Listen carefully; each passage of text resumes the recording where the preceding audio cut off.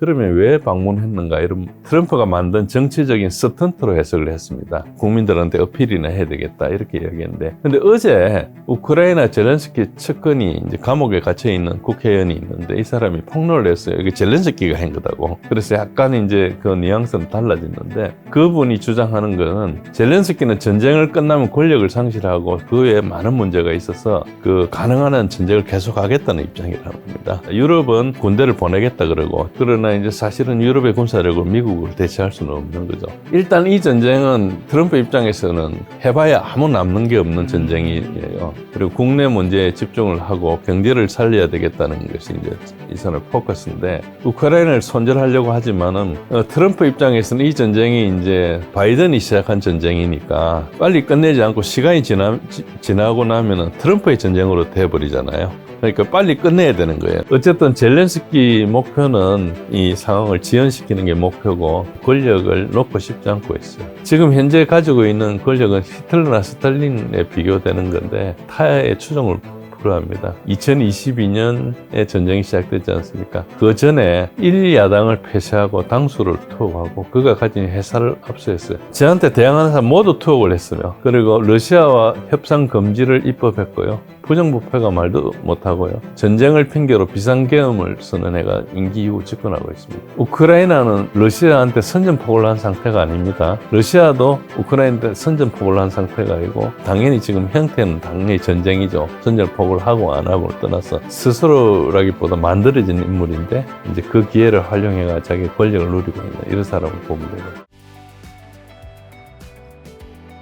일단 현재 러시아 우크라이나 전쟁 아직까지 안 끝나고 있습니다. 현재 근황 지금은 이제 4월입니다. 어떻게 되고 있나요? 전쟁은 이제 한 고비를 다 넘기고 거의 이제 종전으로 가고 있는데요. 크게 보면은 전선 상황은 아마 우크라이나 지도를 많이 보신 분들은 알겠지만은 쿠르스크 지역에서 시작해서, 쿠르스크는 러시아 땅인데 거기서 시작해서 이제 시계 방향으로 쭉 이제 국경을 따라서 전선이 형성돼 있고, 이제 남쪽의 4개 주에서는 상당히 많이 러시아가 차지하고 있는데 아직까지 러시아가 합병한 그 경계를 넘어서지는 않았습니다. 일단 쿠르스크를 보면은 쿠르스크에서는 거의 러시아가 우크라이나를 다 밀어내고 거의 마무리 단계에 있고, 그 밑에 우크라이나 수미 지역으로 완충지대를 형성하고 있습니다. 그건 푸틴이 이제 지시를 한 상황이죠. 그리고 바로 남쪽에서는 우크라이나가 이제 다시 러시아를 공격하고 혼란을 주기 위해서 벨고로드 지역에서 이제 침투를 하고 있는데 아직까지 그 영향력이 좀 미약한 상태입니다. 그리고 하르키프하고 루안스크 전선은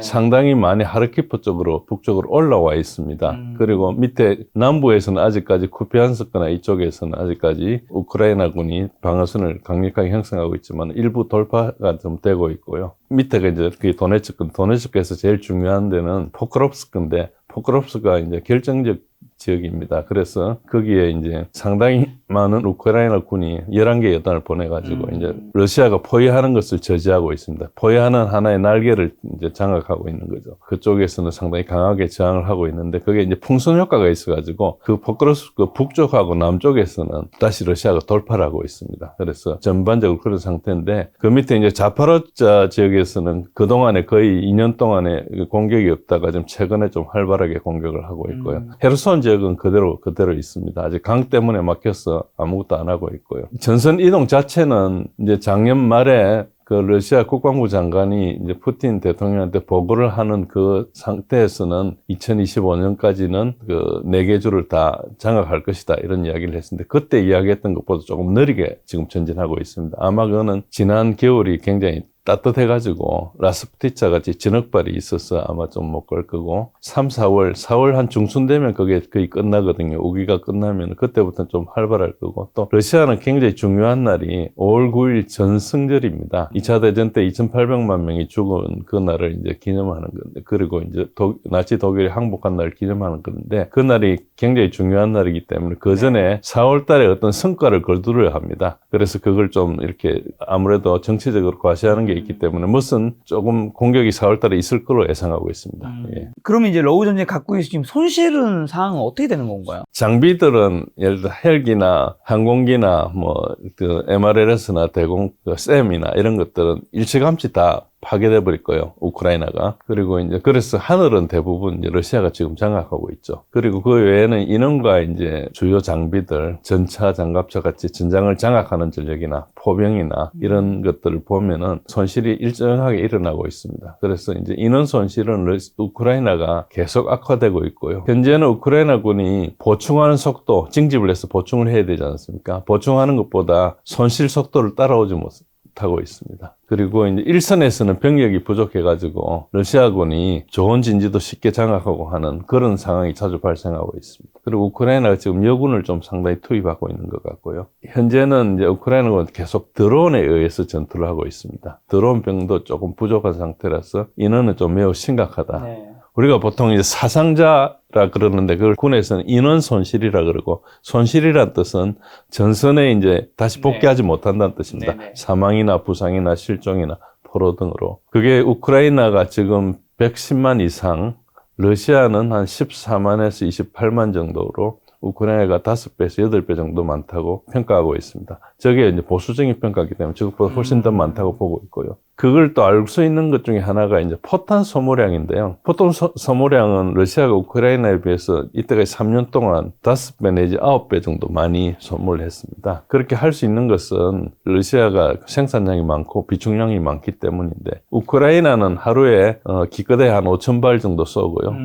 러시아는 하루에 4만 발 정도, 많을 때는 6만 발도 쏘고 그럽니다. 이게 전기간에 그렇습니다. 그런데 이제 나토에서 이제 155mm 포탄 보급량은 보면 1년에 지금 이제 상당히 생산량을 갖추어가지고 체코슬라바키아나 뭐 이런 데서 갖추어가지고 한 200만 발에서 300만 발 정도 이렇게 보급을 하고, 러시아는 1600만 발에서 1800만 발 정도로 지금 보고 있습니다. 상당히 이제 포탄에서 차이가 나고요. 최근에 지난주에 시체 교환 비율, 한 달에 한 번씩 시체를 교환하거든요. 시체 교환 비율은 지난달에는 15대 1이었다가 이번 달에는 25대 1로, 가장 최근에는 이제 우크라이나 시체는 909명, 그리고 이제 러시아 시체는 35명 이렇게 교환을 했습니다. 저게 이제 갈수록 악화되고 있습니다. 그래서 전반적으로 보면은 항공이나 미사일이나 드론이나 포병이나 MRLS 같은 화력에서 러시아가 압도를 하고 있다. 우크라이나 여군이 상당히 투입하고 있다는 것 자체가, 남자 군인 자체가 지금 많이 부족하다는 걸 의미하는 거죠. 예, 그렇습니다. 지금 아까 말씀드린 대로 보충 속도가 손실 속도를 따라오지 못하고 있습니다. 그 보충 속도 말씀해 주세요. 병력은 지금 부족한 거 어떻게 충당하고 있나요? 부족하다 해서 뭐 전선이 이렇게 네. 쭉 있는데 거기에 한 군데가 빵꾸 나거나 이런 건 아니고 예비 병력이 이제 부족한 상황이거든요. 그러니까 일단 전투가 엄청 치열하지 않으면은 당장은 영향을 안 미칩니다. 그러나 예비를 들어서가 막 기동을 하고, 예를 들어서 러시아가 굉장히 네. 강력하게 투입해가지고 뚫고 네. 오고 이러면 이제 뚫리게 되는 그런 상황이죠. 자, 그럼 러시아, 우크라이나 병력 상황 지금 어떻게 되는 건가요? 우크라이나는 가장 큰 문제가 이제 부패가 만연하다 보니까 탈령이 급증하고요. 그리고 전장에서 손실도 급증해가지고 한계 상황에 있다, 이렇게 이제 보고 있습니다. 작년 12월에는 10만 명을 초과했고요. 탈령자가. 이제 우크라이나는 군 검찰이 없어요. 이제 군사법원이 없어져가지고, 그래서 민간 검찰에서 탈령을 다루거든요. 우크라이나 검찰청 웹사이트를 작년 12월 달에 봉쇄를 했습니다. 그래서 저도 저 데이터를 보다가 지금은 더 이상 거의 석 달 이상 보지 못하고 있는데요. 아마 지금쯤이면 13만 명을 상회했을 걸로 보고 있고요. 어떤 사람도 50만 명이라고도 합니다. 여기 50만 명이 좀 많은 수치 같은데, 어쨌든 저런 이야기도 하고, 누가 또 60만 명이라 하기도 하고 그랬습니다. 어쨌든 지금 현재 우크라이나는 24년도에 이미 평균 연령이 47세였습니다. 지금은 좀 더 높아졌다고 합니다. 그러니까 평균 연령이 47세고 뭐 30세, 25세도 있으니까 뭐 60세도 있겠죠. 뭐 그렇게 높아진 상태고, 현재는 27세를 25세로 낮춘 상태고, 미국에서는 그걸 18세로 낮추라고 엄청나게 압력을 오랫동안 넣어왔습니다. 엊그제 뉴욕타임즈에서 나온 그 기사를 보니까 오랫동안 굉장히 강력하게 요구를 했더라고요. 그리고 이제 현재는 18세에서 24세는 징집을 하지 않고 계약병 제도를 추진하고 있습니다. 그래서 이제 우크라이나 입장에서 굉장히 큰 돈인 25,000불에 해당되는 돈을 준다고 하지만 지원율이 저조합니다. 저것은 이제 정부를 믿지 못하기 때문이에요. 준다고 해놓고 안 준다고 이렇게 보고 있는 거죠. 그래서 저게 부패 사회가 이제 상당히 저게 영향을 미치고 있고요. 러시아는 반면에 이제 계약병 제도로 병력 문제를 이제 어쨌든 하여튼 해결했습니다. 네. 처음에 이제 애국심만으로 이렇게 하기엔 좀 한계가 있어서 기본적으로 돈을 지원했는데 이 돈이 굉장히 많은 돈을 지원했습니다. 일시에 이제 돈을 좀 많이 주고요. 월급여도 좀 많이 주고 그리고 복지 혜택이나 주택, 의료, 자녀 교육도 있고요. 그러니까 러시아 연방정부에서도 주고 지역정부에서도 줍니다. 지방정부에서도. 모스크바나 상트페테르부르크나 이런 데 상당히 높고요. 조금 저 못 사는 지역에 캄차카반도 이런 데는 조금 이제 낮고 그런데 그래도 그 평균 임금의 대여섯 배를 줍니다. 그리고 복지 혜택이 있어가지고 주택이나 의료, 자녀 교육 이런 것을 이게 있기 때문에 특별한 기술이 없는 30대 남자들한테는 매우 매력적이죠. 돈을 상당히 많이 받으니까 집안에 와도 자기가 중요한 인물이 되고 몸만 살아 있으면은 이제 그 기여를 할 수 있고 이제 사회적으로도 중요한 인물이 되고 이렇게 되니까 그리고 이제 사회 경제 전체로 보면 소득 재분배 효과가 있습니다. 저렇게 좀 평소에 소득이 낮은 사람들한테 많이 돈을 주다 보니까 낙후 지역에는 경제가 활성화되는 그런 효과가 좀 있습니다. 모집 사이트를 들어가 보면은 성과 보상 제도가 거의 우리 게임의 득템하듯이 되어 있습니다. 그래서 매우 직관적으로 되어 있어가지고 그래서 전투 효과가 굉장히 있을 걸로 생각합니다. 예를 들어서 비행기를 잡으면 얼마, 탱크를 잡으면 얼마, 적구를 잡으면 얼마, 뭐 부상 동료를 가지고 오면 얼마 이런 식으로 이제 되어 있거든요. 그래서 굉장히 세세하게 되어 있고 또 어떤 보너스 그런 것들도 이제 모아가지고 그걸 가지고 어떤 자기 뭐 개인 장비를 살 수도 있고 이렇게 돼 있습니다. 상당히 많이 발전해 있다 이렇게 보면 됩니다. 저 트럼프가 젤렌스키랑 이제 두 명이서 이제 백악관에서 회담을 했었잖아요. 굉장히 트럼프가 면박과 창피를 줬단 말이죠. 그 이유는 뭘까요? 조금 달라진 내용이 있는데요. 처음부터 말씀을 드리면은 이 히토류 거래하고 경제 파트너십 계약 이 협약 자체가 사실은 처음부터 말이 안 되는 거였어요. 내용은 미국과 우크라이나 간에 한 5천억 불어치를 이제 우크라이나 자원을 공동 개발을 한다. 거기서 이제 개발해가 나오는 돈을 이제 쭉 가다가 5천억 불이 되면 이제 그만한다. 이런 개념이거든요. 그런데 그동안에 이제 미국이 우크라이나에 대해서 여러 가지 지원을 해줬는데 이거 국민들 세금을 낭비한 거 아니냐. 대출을 해줬어야 되는데 그냥 줬다. 그래가지고 이제 이런 것을 이제 트럼프 정부에서는 이야기를 했죠. 그러니까 이제 미래하고 전혀 상관이 없는 겁니다. 과거에 우리가 지원해 주신 거 내놔라 이런 것이고요. 한편으로는 저렇게 되면 러시아한테 미국과 우크라이나가 협력을 하는 모습을 좀 보여줄 수 있죠. 두 번째, 이제 우크라이나 입장에서 보면은 앞으로 미국이 안보를 보장해 주는 데 대한 대가로 이거를 이제 생각하는 거예요. 그렇게 제시를 했고.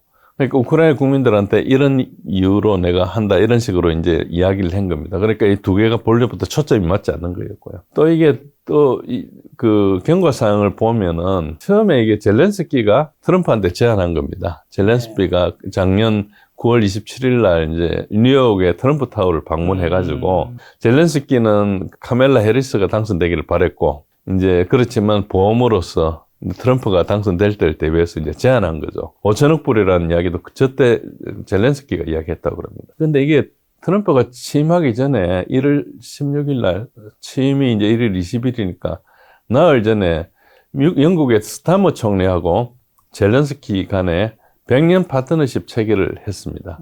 이때 이 권한을 영국에 넘겨버렸어요. 그러니까 사실은 이제 미국에 주면 두 번 파는 게 되죠. 그런 상황인데 어쨌든 트럼프는 취임한 이후에 이제 젤렌스키한테 작년에 약속한 거를 협약을 하자 이렇게 요구를 했고 이걸 여러 번 했습니다. 뭐 2월 12일 날 이제 재무장관 스캇 베센트가 가가지고 키예프에서 협약하자 그랬는데 서명 안 해주고 나중에 나와가지고 이제 또 이걸 법적인 걸 거쳐야 된다 이래가지고 거절도 하고 그다음에 또 미넨 안보회의 가가지고 이제 그 미넨 안보회의에서 벤스 부통령하고 국무장관을 만나서 마르코 루비오죠. 만나서 이제 서명을 하겠다 해놓고 또 서명을 안 했어요. 그리고 이제 지난 28일 날 2월 28일 날 이제 백악관에 방문해서 서명을 하겠다 했는데 서명을 안 했죠. 그런데 이게 또 처음부터 서명을 안 할 걸 또 알고 있다고 그런 주장도 있습니다. 광물딜 자체가 히토류인데 히토류는 이제 실제로 우크라이나가 매장량도 없고 뭐 실적도 없어요. 그걸 미국에서 제일 잘 아는 미국 지질학계에서 데이터를 다 가지고 있죠. 그러니까 이게 이제 처음부터 약간 여기 니켈이나 이런 건 있어도 히토류는 아니거든요. 그런 거짓말이었다는 이야기도 있고 뭐 여러 가지 주장이 있는데 어쨌든 확인되지 않는 광물을 가지고 영국에 팔았고 또 이제 미국에 이렇게 다시 이야기를 하는 그런 과정이었죠. 그래서 이 광물 딜 자체는 지금도 서명하겠다 놓고 서명 안 하고 있거든요. 그러니까 저건 앞으로도 서명할 가능성이 없어 보입니다. 그래서 이제 왜 쟁점이 이렇게 되는 거니까 이게 성립할 수 없는 거래를 가지고 이제 양립을 한 거죠. 그래서 계속 미래 안보를 해달라 그러는데 트럼프 입장에서는 안전 보장을 불가하고 우크라이나 나토 가입하는 건 불가능하다. 우크라이나 나토 가입 때문에 전쟁이 일어난 그런 게 큰데 전쟁을 마무리 지어야 되는데 이건 안 된다 이렇게 됐죠. 그러면 왜 방문했는가? 이런 트럼프가 만든 정치적인 스턴트로 해석을 했습니다. 그냥 같이 어차피 안 할 거니까 이걸 이제 국민들한테 어필이나 해야 되겠다 이렇게 이야기했는데, 근데 어제 우크라이나 젤렌스키 측근이 이제 감옥에 갇혀 있는 국회의원이 있는데 이 사람이 폭로를 했어요. 이게 젤렌스키가 한 거다고. 그래서 약간 이제 그 뉘앙스는 달라졌는데, 그분이 주장하는 건 젤렌스키는 전쟁을 끝나면 권력을 상실하고 그 외에 많은 문제가 있어서 그 가능한 한 전쟁을 계속하겠다는 입장이라는 겁니다. 저건 한 사람이 정언이니까 우리가 뭐 저걸 가지고 그렇게 평가할 수는 없고 저는 주장이 있다는 정도로밖에 볼 수 없는데, 그걸 하고 있는 것을 보면 유럽의 입장과 같습니다. 유럽은 자꾸 이제 군대를 보내겠다 그러고 지금 거의 뭐 보내는 것이 사실로 거의 확인되려는 그런 단계에 있는 것 같습니다. 일단은 전쟁에 끌어들이려고 하고 있고, 그러나 이제 사실은 유럽의 군사력으로 미국을 대체할 수는 없는 거죠. 트럼프는 이제 러우 전쟁을 빨리 끝내야 되는 이유가 뭔가니까, 일단 이 전쟁은 트럼프 입장에서는 그냥 해봐야 아무 남는 게 없는 전쟁이에요. 트럼프의 적은 이제 글로벌리스트들이거든요. 국내의 네오콘, 리버럴들인데, 그러니까 이 사람들의 세력을 이제 파괴해야 되는데, 이게 사실은 그 세력들이 일으킨 전쟁인데 자기는 이제 대통령이 됐으니까 책임을 져야 되지만은, 그러나 자기가 일으킨 전쟁이 아니라는 입장이죠. 그리고 국내 문제에 집중을 하고 경제를 살려야 되겠다는 것이 이제 이 사람의 포커스인데, 우크라이나를 손절하려고 하지만은 한편으로는 이제 미국이 전쟁 당사자거든요. 저게 과거에는 대리전이었다, 뭐 우크라이나가 싸우는데 미국이 지원해줬다, 대리전이었다 이러다가 지금은 전쟁 당사자입니다. 사실 그제 뉴욕타임즈 지난 주말에 나온 기사를 보면은 미국이 모든 걸 전쟁을 다 했었거든요. 어쨌든 그런 상황인데, 트럼프 입장에서는 이 전쟁이 이제 바이든이 시작한 전쟁이니까 빨리 끝내지 않고 시간이 지나고 나면은 트럼프의 전쟁으로 돼버리잖아요. 그러니까 빨리 끝내야 되는 거예요. 그렇지 않으면 자기가 정치적으로 이걸 감당할 수 없는 상태인데, 문제는 지금 모든 협상 카드를 러시아가 다 쥐고 있기 때문에 그냥 지는 모습은 보여주기 싫으니까 뭔가를 조금 하고 손절을 하겠다. 예를 들어서 뭐 아까 같이 그 딜 같은 걸 해가지고 이걸로 뭐 거의 돈이 되든 안 되든 정치적으로 뭔가 받았다고 하고 이제 끝내겠다 이런 생각이죠. 그래서 이제 급해서 이제 자꾸 뭐 처음에는 24시간 이야기했다가 6개월 이야기했다가 100일 이야기했다가 뭐 최근에는 이제 푸틴 대통령하고 3월 말에 30일 휴전에 동의해라 이렇게 이야기했다가 동의하지 않으면 경제 보복하겠다 협박도 했었죠. 그런데 뭐 그건 동의할 리가 없죠. 그래서 겨우 이제 에너지 인프라에 대해서 30일 휴전을 동의했는데 우크라이나는 그날부터 위반을 했어요. 우크라이나는 전혀 이에 지금 종전할 생각이 없는 겁니다. 트럼프는 젤렌스키도 푸틴도 지금 통제 불가능한 상태인데 빨리 끝내야 되겠고, 우크라이나 지원에 대해서 조만간 모종의 선택을 해야 되지 않을까 이런 생각이 듭니다. 그 선택이 어떤 선택일지는 모르지만은 뭐 플러그를 뺀다든지 뭐 여러 가지 해야 되겠죠. 어쨌든 그런 상황이 있습니다. 그럼 트럼프랑 젤렌스키 회담에 대해서 유럽과 러시아의 반응은 지금 어떤가요? 그 유럽에서는 다 젤렌스키를 지지하고 있습니다. 독일, 프랑스, 스페인, 폴란드, 네덜란드 이런 데서는 지지하고 있고요. 마크롱 같은 경우는 러시아는 침략가고 우크라이나 희생자라는 이런 이야기를 계속하고 있고, 3년 동안 했던 지원을 계속하고 러시아 제재도 계속할 것이다 이렇게 하고 있고, 나머지도 또 똑같습니다. 표현은 조금 다르지만은 다 똑같고요. 메르츠, 중요한 사람이 메르츠 이제 앞으로 그 독일 총통이 될 사람이죠. 이 사람은 침략자와 피해자를 결코 혼동해서는 안 된다 이렇게 주장하고 있고, 여튼 거의 모든 나라들이 다 프랑스, 네덜란드, 뭐 스페인, 뭐 폴란드, 캐나다, 호주, 뭐 EU도 집행부가 있잖아요. 다 지지를 하고 있습니다. 오스트리아나 뭐 여기 모든 나라가 지지를 하고 있는데, 단 한 나라 헝가리의 빅터 올반이 그 트럼프를 지지하고 있죠. 강한 사람이 평화를 만들고 약한 사람이 전쟁을 만든다. 그래서 트럼프는 강력한 사람이기 때문에 평화를 하려고 한다 이런 메시지를 전하고 있고, 스타머하고 젤렌스키는 바로 백악관에 가자마자 영국을 달려가서 이제 정상회담을 했고, 우크라이나에 대해서 확고한 지지를 하고, 또 그때 전쟁 자금을 써갖고 론도 해줬어요. 그러나 이제 리트는 이제 나토 사무총장인데, 뭐, 나토 사무총장은 실권이 없는 사람입니다. 나토, 수프림 코맨더 총사령관이 미군 사성장군이 하거든요. 나토는 군 조직이기 때문에, 네. 그 사무총장은 비서조직이라 보면 됩니다. 저기에서는 그래도 나토 입장이 있으니까, 젤렌스키가 트럼프와 관계 회복 방법을 찾아야 된다, 이렇게 이야기했는데, 그건 정치적인 이야기고, 실제로 뭐, 자기가 가지고 있는 유권자가 있는 것도 아니고 아무것도 아니니까, 저거는 별 영향이 없는 겁니다. 러시아는 어떤 반응인가요?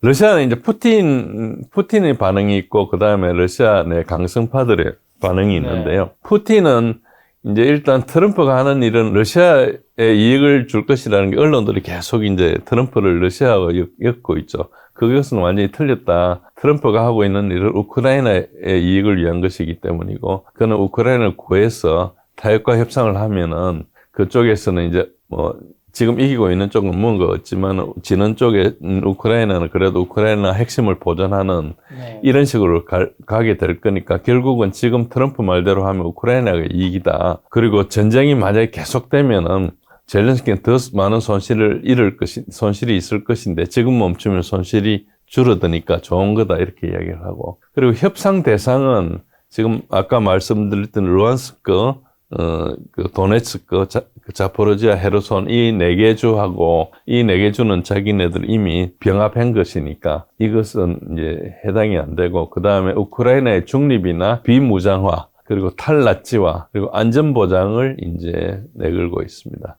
안전보장은 우크라이나와 러시아 간의 사항이죠. 푸틴이 요구하는 것은 유럽의 새로운 안보 체제를 구축했으면 좋겠다 이런 이야기를 하고 있습니다. 나토를 대체하는 국경과 안전보장에 대한 새로운 국제조약이 필요하다. 이 나토가 너무 공격적으로 나서서 우리가 이제 못 살겠다. 그런 이야기죠. 나토는 미국과의 약속을 의미하고, 나토 그 5조는 자동전쟁 개입을 의미하기 때문에 30개 나라가 러시아한테 대항하는 꼴이니까 러시아는 항상 큰 위협이다. 그래서 이거를 좀 바꾸자는 것이고요. 그 이제 푸틴은 이제 여러분들이 아시는 것과 좀 달리 러시아 내에서 극옹금파입니다. 우리가 그동안에 언론에 듣기는 푸틴이 엄청 전쟁광이고 구소련의 영광을 차지하기 위해서 이렇게 한다 이렇게 이야기하는데 그렇지 않습니다. 정치인 중에 조금 강성파가 전임 대통령 했고 총리도 했던 메드베데프가 좀 강성파고요. 군에서는 그것보다 훨씬 강성파들이 많습니다. 그래서 이제 이 사람들이 러시아 텔레비 같은 데 토론회 가서 자주 이야기를 하는데, 주로 군장성이나 뭐 애국주의 단체들이 나와가지고 하는데, 이 4개 주로서는 불충분하다. 미니맘이 오데사하고 오데사 항구, 니콜라이프 항구, 그래서 흑해를 완전히 막아버려야 된다. 그게 전부 다 옛날에 에카테리나 대제 시절에 러시아 이제 제국 시절에 건설한 지역이고 도시거든요. 그리고 뭐 그 밑에 영토 전쟁을 할 때 16, 7, 8세기에 영토 전쟁을 하면서 그 오스만하고 전쟁을 많이 해가 목숨 걸고 이제 얻은 땅이죠. 우크라이나 사실 저게 영국권이 없습니다. 갑자기 이제 우크라이나가 소련에 편입됐다가 독립되는 바람에 저 땅이 이제 저렇게 됐는데, 사실은 역사적으로는 그렇죠. 그러니까 이제 그게 어떤 의미가 있는가 하면은 저 땅에 러시아 사람들이 굉장히 많이 살고 있는 거예요. 그러니까 우크라이나계들은 이제 소련이 되면서 과거 러시아 땅으로 그 공업단지가 많으니까 거기를 이주를 해서 살아가지고 우크라이나계가 좀 있거든요. 실제로는 과거부터 역사적으로 러시아 땅이었던 거죠. 그렇게 이제 해석을 하면 되고요. 그래서 이제, 이분들의 그 강성파의 주장은 뭔가 할까? 이 옛날 러시아 땅을 전부 다, 그걸 이제 노브러시아라는 것은 뉴 러시아라는 뜻입니다. 신러시아 전체하고 하르키프까지, 이제 드네프로강, 그러니까 왼쪽 전체, 그러니까 드네프로강의 동쪽이죠. 그러니까 동쪽은 전부 다 이번 기회에 편입해야 된다. 러시아어를 사용하는 사람들이 압도적으로 많고, 실제로 투표를 해도 그렇게 나타납니다. 항상 그쪽이 러시아어가 많죠. 근데 키예프는 현재 그 정권이 우리가 알고 있는 뭐 민주주의 정권이고 전혀 상관이 없고 강성 네오나치이고 거의 폭력 정권이거든요. 이 정권이 계속 문제를 일으켰기 때문에 이 정권하고는 합의도 불가능하다. 정권 교체 방법이 없다. 이렇게 하고 있습니다. 사실은 저게 과거에 민스크 1, 민스크 2 협정을 다 지키지 않았거든요. 지키지 않고 그 다음에 또 2022년 3월, 4월에 터키에서 앙카라에서 협정을 했었어요. 협상을 한참 하다가 거의 서명까지 해놓고 차고 나왔거든요. 젤렌스키가.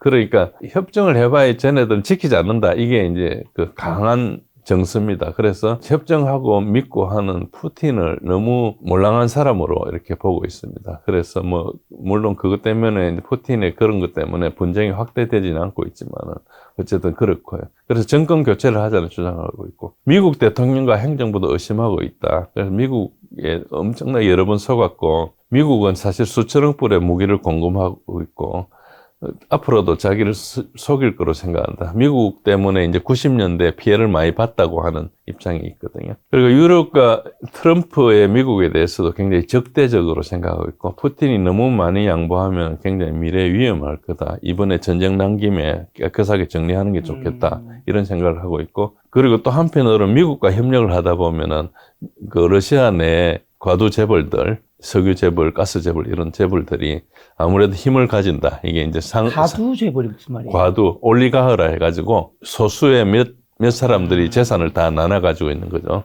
그걸 이제 올리가흐라 해서 과도 재벌이라 그럽니다.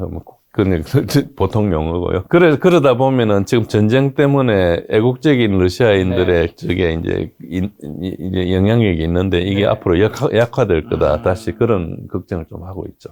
자, 그럼 미국이 우크라이나에 대한 미국 군사 원조를 잠시 중단했었는데 그 이유라, 그리고 다시 지원하고 있단 말이죠. 그 이유까지 얘기해 주신답니다. 예, 미국이 지원하고 있는 것은 모든 걸 지원하고 있습니다. 전쟁을 기획하고 계획하고, 기획은 조금 더 멀리 보는 거고, 계획은 조금 가까이 보는 겁니다. 그리고 정보를 제공하고 있고요. 장비하고 물자와 돈을 제공하고 있습니다. 지난 주말에 난 NIT 기사를 보면은 이제 대리전을 넘어서 미국이 직접 전쟁을 했다는 걸 알 수 있습니다. 저 기사가 길어가지고 저도 끝까지 다 읽어보지는 못했는데 사보로 된 엄청나게 긴 거거든요. 그런데 이제 가장 그 중에 큰 것은 전장 인식입니다. 전장 인식이란 것은 전문용어로 Situational Awareness라고 그럽니다. 지금 내가 전장에 딱 들어가 있으면은 나를 공격하는 부대들이나 적들이 어디에 있는지, 어떻게 움직이고 있는지 이런 정보를 아는 것입니다. 내한테 가까운지 먼지, 숫자가 얼마나 되는지, 어떤 형태로 오고 있는지 이런 것들을 이제 아는 건데요. 그게 우크라이나 군사력으로는 도저히 알 방법이 없거든요. 그래서 이거는 이제 미국의 그 키홀 위성이라고 정찰 위성이 있습니다. 아주 정밀한, 소위 말해 해상도 10cm짜리 이런 초정밀 위성들이 그 위성을 포함해서 정찰 위성이 100개에서 한 120기 정도 되는데 이걸로 이제 제공을 했는데 프랑스 위성은 4, 5기 정도 되고 영국도 몇 개가 있지만은 키올 정보를 제공해 주지 않으면은 재방문 주기가 20배, 25배 느는 거잖아요. 우리 정보가 지하철이 뭐 1분에 한 대 오는 거랑 25분에 한 대 오는 거랑 차이 나는 거죠. 그 정도로 차이가 있고 그 다음에 그걸 또 네트워크에 연결해야 됩니다. C2 네트워크에 연결해야 되는데 미국이 빠지면 이제 그게 곤란하죠. 그리고 그거를 이제 그 정보를 수집하는 자산들이 또 있습니다. 아까 위성 말고도 고고도 정찰기나 그리고 이제 신호정보, 통신정보를 뺏는 RC-135 리벳 조인트나 그리고 지상의 이동 표적을 보는 제이스타스나 조기 경보기 같은 멀리 날아오는 공군기들이나 미사일들의 항적을 아주 원거리에서 추적하는 500km 이상 밖에 있는 걸 추적하는 조기 경보기 같은 것들, 이런 것들이 이제 미국이 제공하고 있죠. 그리고 무엇보다 중요한 것은 네트워크로서 개별 전투부대나 전투 참모들이나 전투 지휘관들한테 스타링크 단말기를 제공하고 있거든요. 스타링크라는 게 이제 사실상 인터넷을 뜻합니다. 내부망을 뜻하는 건데 그 단말기를 가지고 있으면 이제 우크라이나 아무 인프라가 없지만 그 단말기만 보고 있으면은 저기 있는 전장 인식하는 모든 정보가 단말기에 뜹니다. 그리고 심지어는 지휘관 지시까지 뜹니다. 그래서 어디에 무슨 표적이 있으니까 뭘로 공격해라는 걸 뜨면 그걸 가지고 공격을 하는 그런 거죠. 나머지는 조작술에 불과하다 보면 됩니다. 전체적으로 보면 미국이 정보를 파악해가 표적을 단말기에 찍어주면 그걸로 이제 가서 이제 교전을 하는 그런 방식이라 생각하면 됩니다. 그러니까 뭐 전부 다를 하고 있다 보면 되죠. 특히 이제 수십 킬로 이상, 수백 킬로 가는,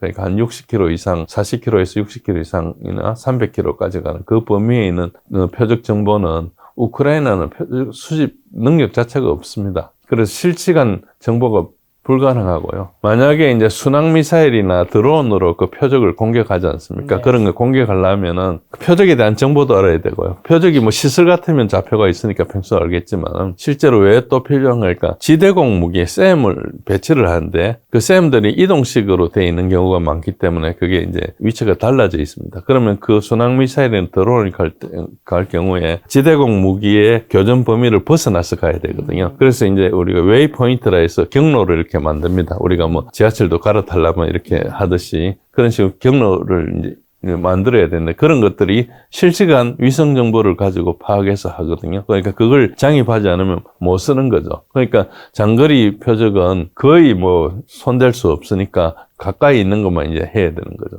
뭐 조금 좀 심하게 이야기하면은 거의 50년, 80년 전 군대로 돌아간다고 보면 됩니다. 지원을 중단했다고 하는데 실제로 중단한 적이 있는지는 사실은 모릅니다. 말로만 했기 때문에. 했다 하더라도 며칠 정도인데요. 사실은 그거는 그냥 중단의 이유는 미국이 이제 그 러시아랑 협상을 해야 되는데 문제는 우크라이나가 러시아하고 협상을 해줄 것인가잖아요. 미국 말 믿고 했는데 우크라이나가 말을 안 들으면 안 되지 않느냐 이런 여심을 하니까 미국이 우크라이나 목줄을 쥐고 있다는 걸 보여주기 위해서 이제 했다고 볼 수 있죠. 또 다른 한편으로는 미국이 러시아랑 협상을 해야 되는데 협상에서 카드가 하나도 없어요. 좀 심하게 이야기하면은 카드 52장이 있어요. 그 안에 이제 쪽카까지 하면 54장 그걸 러시아가 다 가지고 있고 미국은 곽만 가지고 있고 우크라이나는 곽도 없는 거죠. 네. 그러니까 저런 상태예요. 그러니까 전쟁이 이미 사실은 전쟁이 끝난 겁니다. 나머지 전투만 남아있는 상황인데 그래서 우크라이나에 대해서 미국이 지원을 중단하면은 뭐 몇 주 안에 끝나버립니다. 협상을 이어나가려면은 미국 입장에서도 우크라이나를 지원해야 됩니다.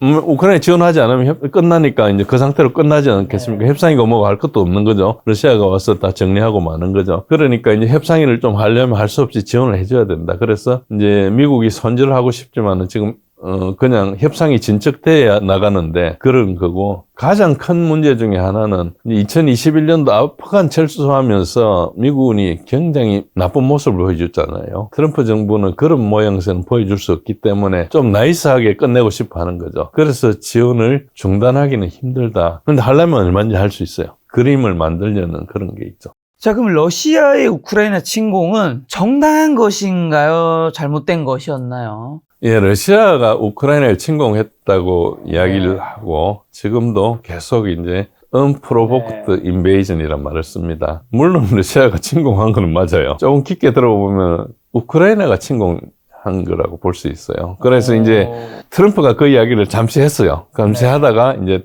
다시 이야기를 하지 않고 있는데 우선 이 사태를 이제 아시려면은 아주 오래 전까지 갈 수 있는데 그거는 너무 머니까 이제 최근에 일어난 일 2014년도 유로마이단 쿠데타를 좀 아셔야 돼요. 유로마이단이 뭐 평화적인 시위를 해가지고 뭐 정권을 교체하고 뭐 이런 식으로 이야기를 하는데 그건 그냥 날조된 거짓말이고요. 뭐 옛날에는 이런 이야기를 하면은 음모론을 추종자라고 이야기했는데 지금은 이제 그게 제가 말씀드린 게 다 사실입니다. 사실로 나왔는데 보도만 제대로 안 되고 있는 거죠. 어쨌든 유로마이단 시위가 2013년도 11월 27일부터 14년도 그 다음에죠. 2월 22일까지 일어났습니다.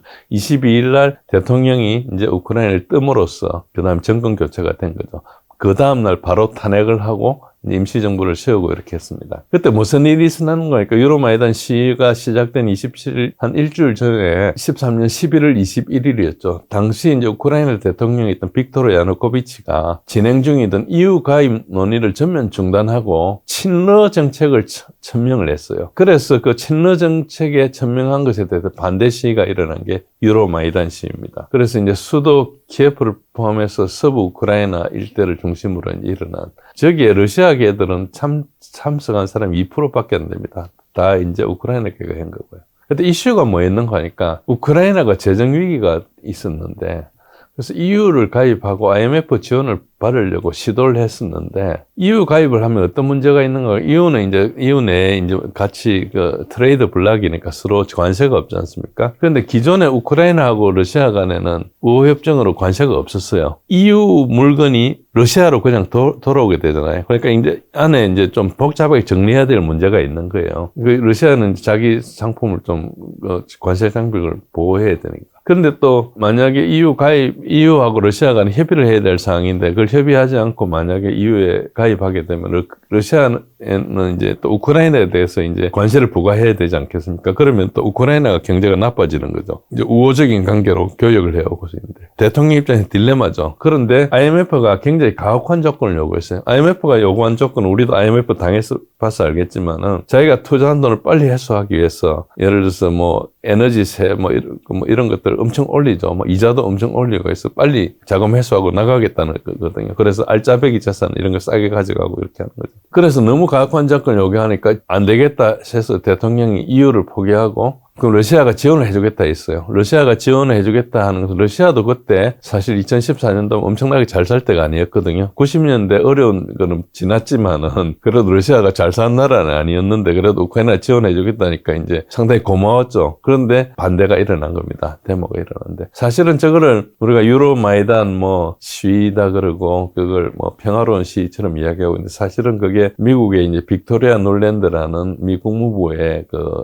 유럽 담당 관리가 유혈 사태를 조장한 겁니다. 100명의 사망자를 만들었고 그 100명의 사망자는 시위하는 쪽에서 우리 편이 우리가 쏜 거예요. 저게 최근에 우크라이나 법원에서 저게 사실로 밝혀졌습니다. 그러니까 저 저격수가 이스라엘 출신들이 가장 유력한데 어쨌든 동원해가 했죠. 그리고 그 유로마이단 쿠데타가 발생하는 2월 22일 전에 한 2, 3주 전에 빅토리아 놀랜드하고 주 우크라이나 미국 대사관의 통화 내용이 누설이 됐어요. 그래가지고 저게 아마 러시아에서 도청을 해가지고 그거를 이제 인터넷에 올렸는데 지금도 인터넷에 있습니다. 2월 4일 날 쿠데타 이후에 차기 총리를 누가 할 것이냐 인선을 한 것을 알려줘요. 이 빅토리아 놀랜드가 실제로 나중에 아르세니 야체누크가 그 총리가 됐습니다.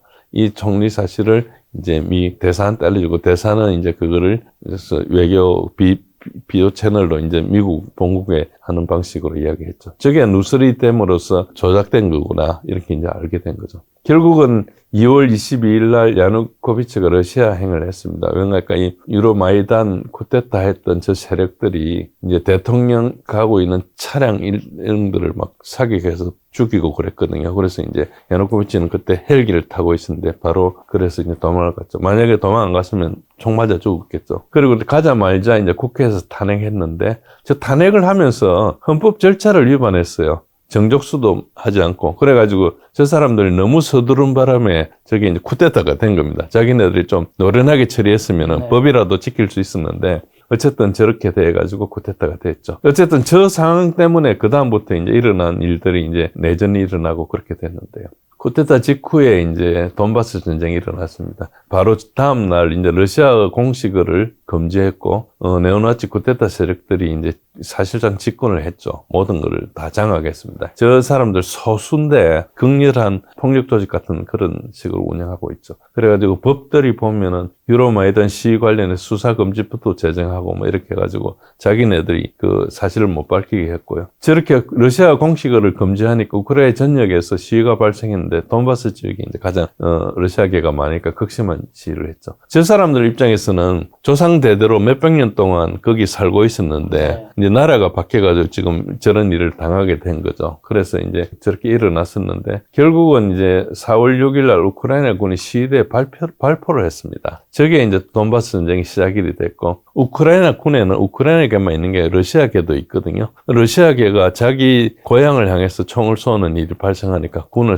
나오죠. 당연히 나와가지고 이제 다시 자기 지역으로 가 민병대가 된 겁니다. 그래서 그 민병대가 이제 나와가지고 같이 이제 대결하는 이런 식으로 됐죠. 러시아는 그때 이제 민병대에서 무기 같은 거 지원해주고 그랬어요. 몇 차례 이제 전쟁을 그만하자 해서 협정을 맺습니다. 그래서 9월에 맺은 게 민스크 1 협정이고 그 다음에 2월에 맺은 게 민스크 2 협정입니다. 저 협정은 그 내용이 이제 OSCE라는 유럽의 그 감시 조직에서 휴전을 감시하고 무기를 일정 거리 밖에 철수를 하고 우크라이나를 분권화해서 그 지금 해당되는 지역에 대해서 자치 제도를 갖추고 스스로 돈바스 자치법을 우크라이나에 제정해주면은 같은 우크라이나지만 거기는 자치를 한다. 우리 같으면 뭐 제주 특별자치도 이런 것처럼 이렇게 한다. 이런 식으로 해놓고 저걸 하나도 안 지켰었어요. 저 협정은 뭐 노르망디 포맷이라 해서 그때 이제 분리를 하겠다는 DPR, RPR 그러니까 돈바스 지역하고 루안스크, 도네츠크, 루안스크 각각 공화국에서 대표하고 우크라이나 정부 대표하고 협정을 맺었고 그 뒤에 그 우크라이나 정부 뒤에는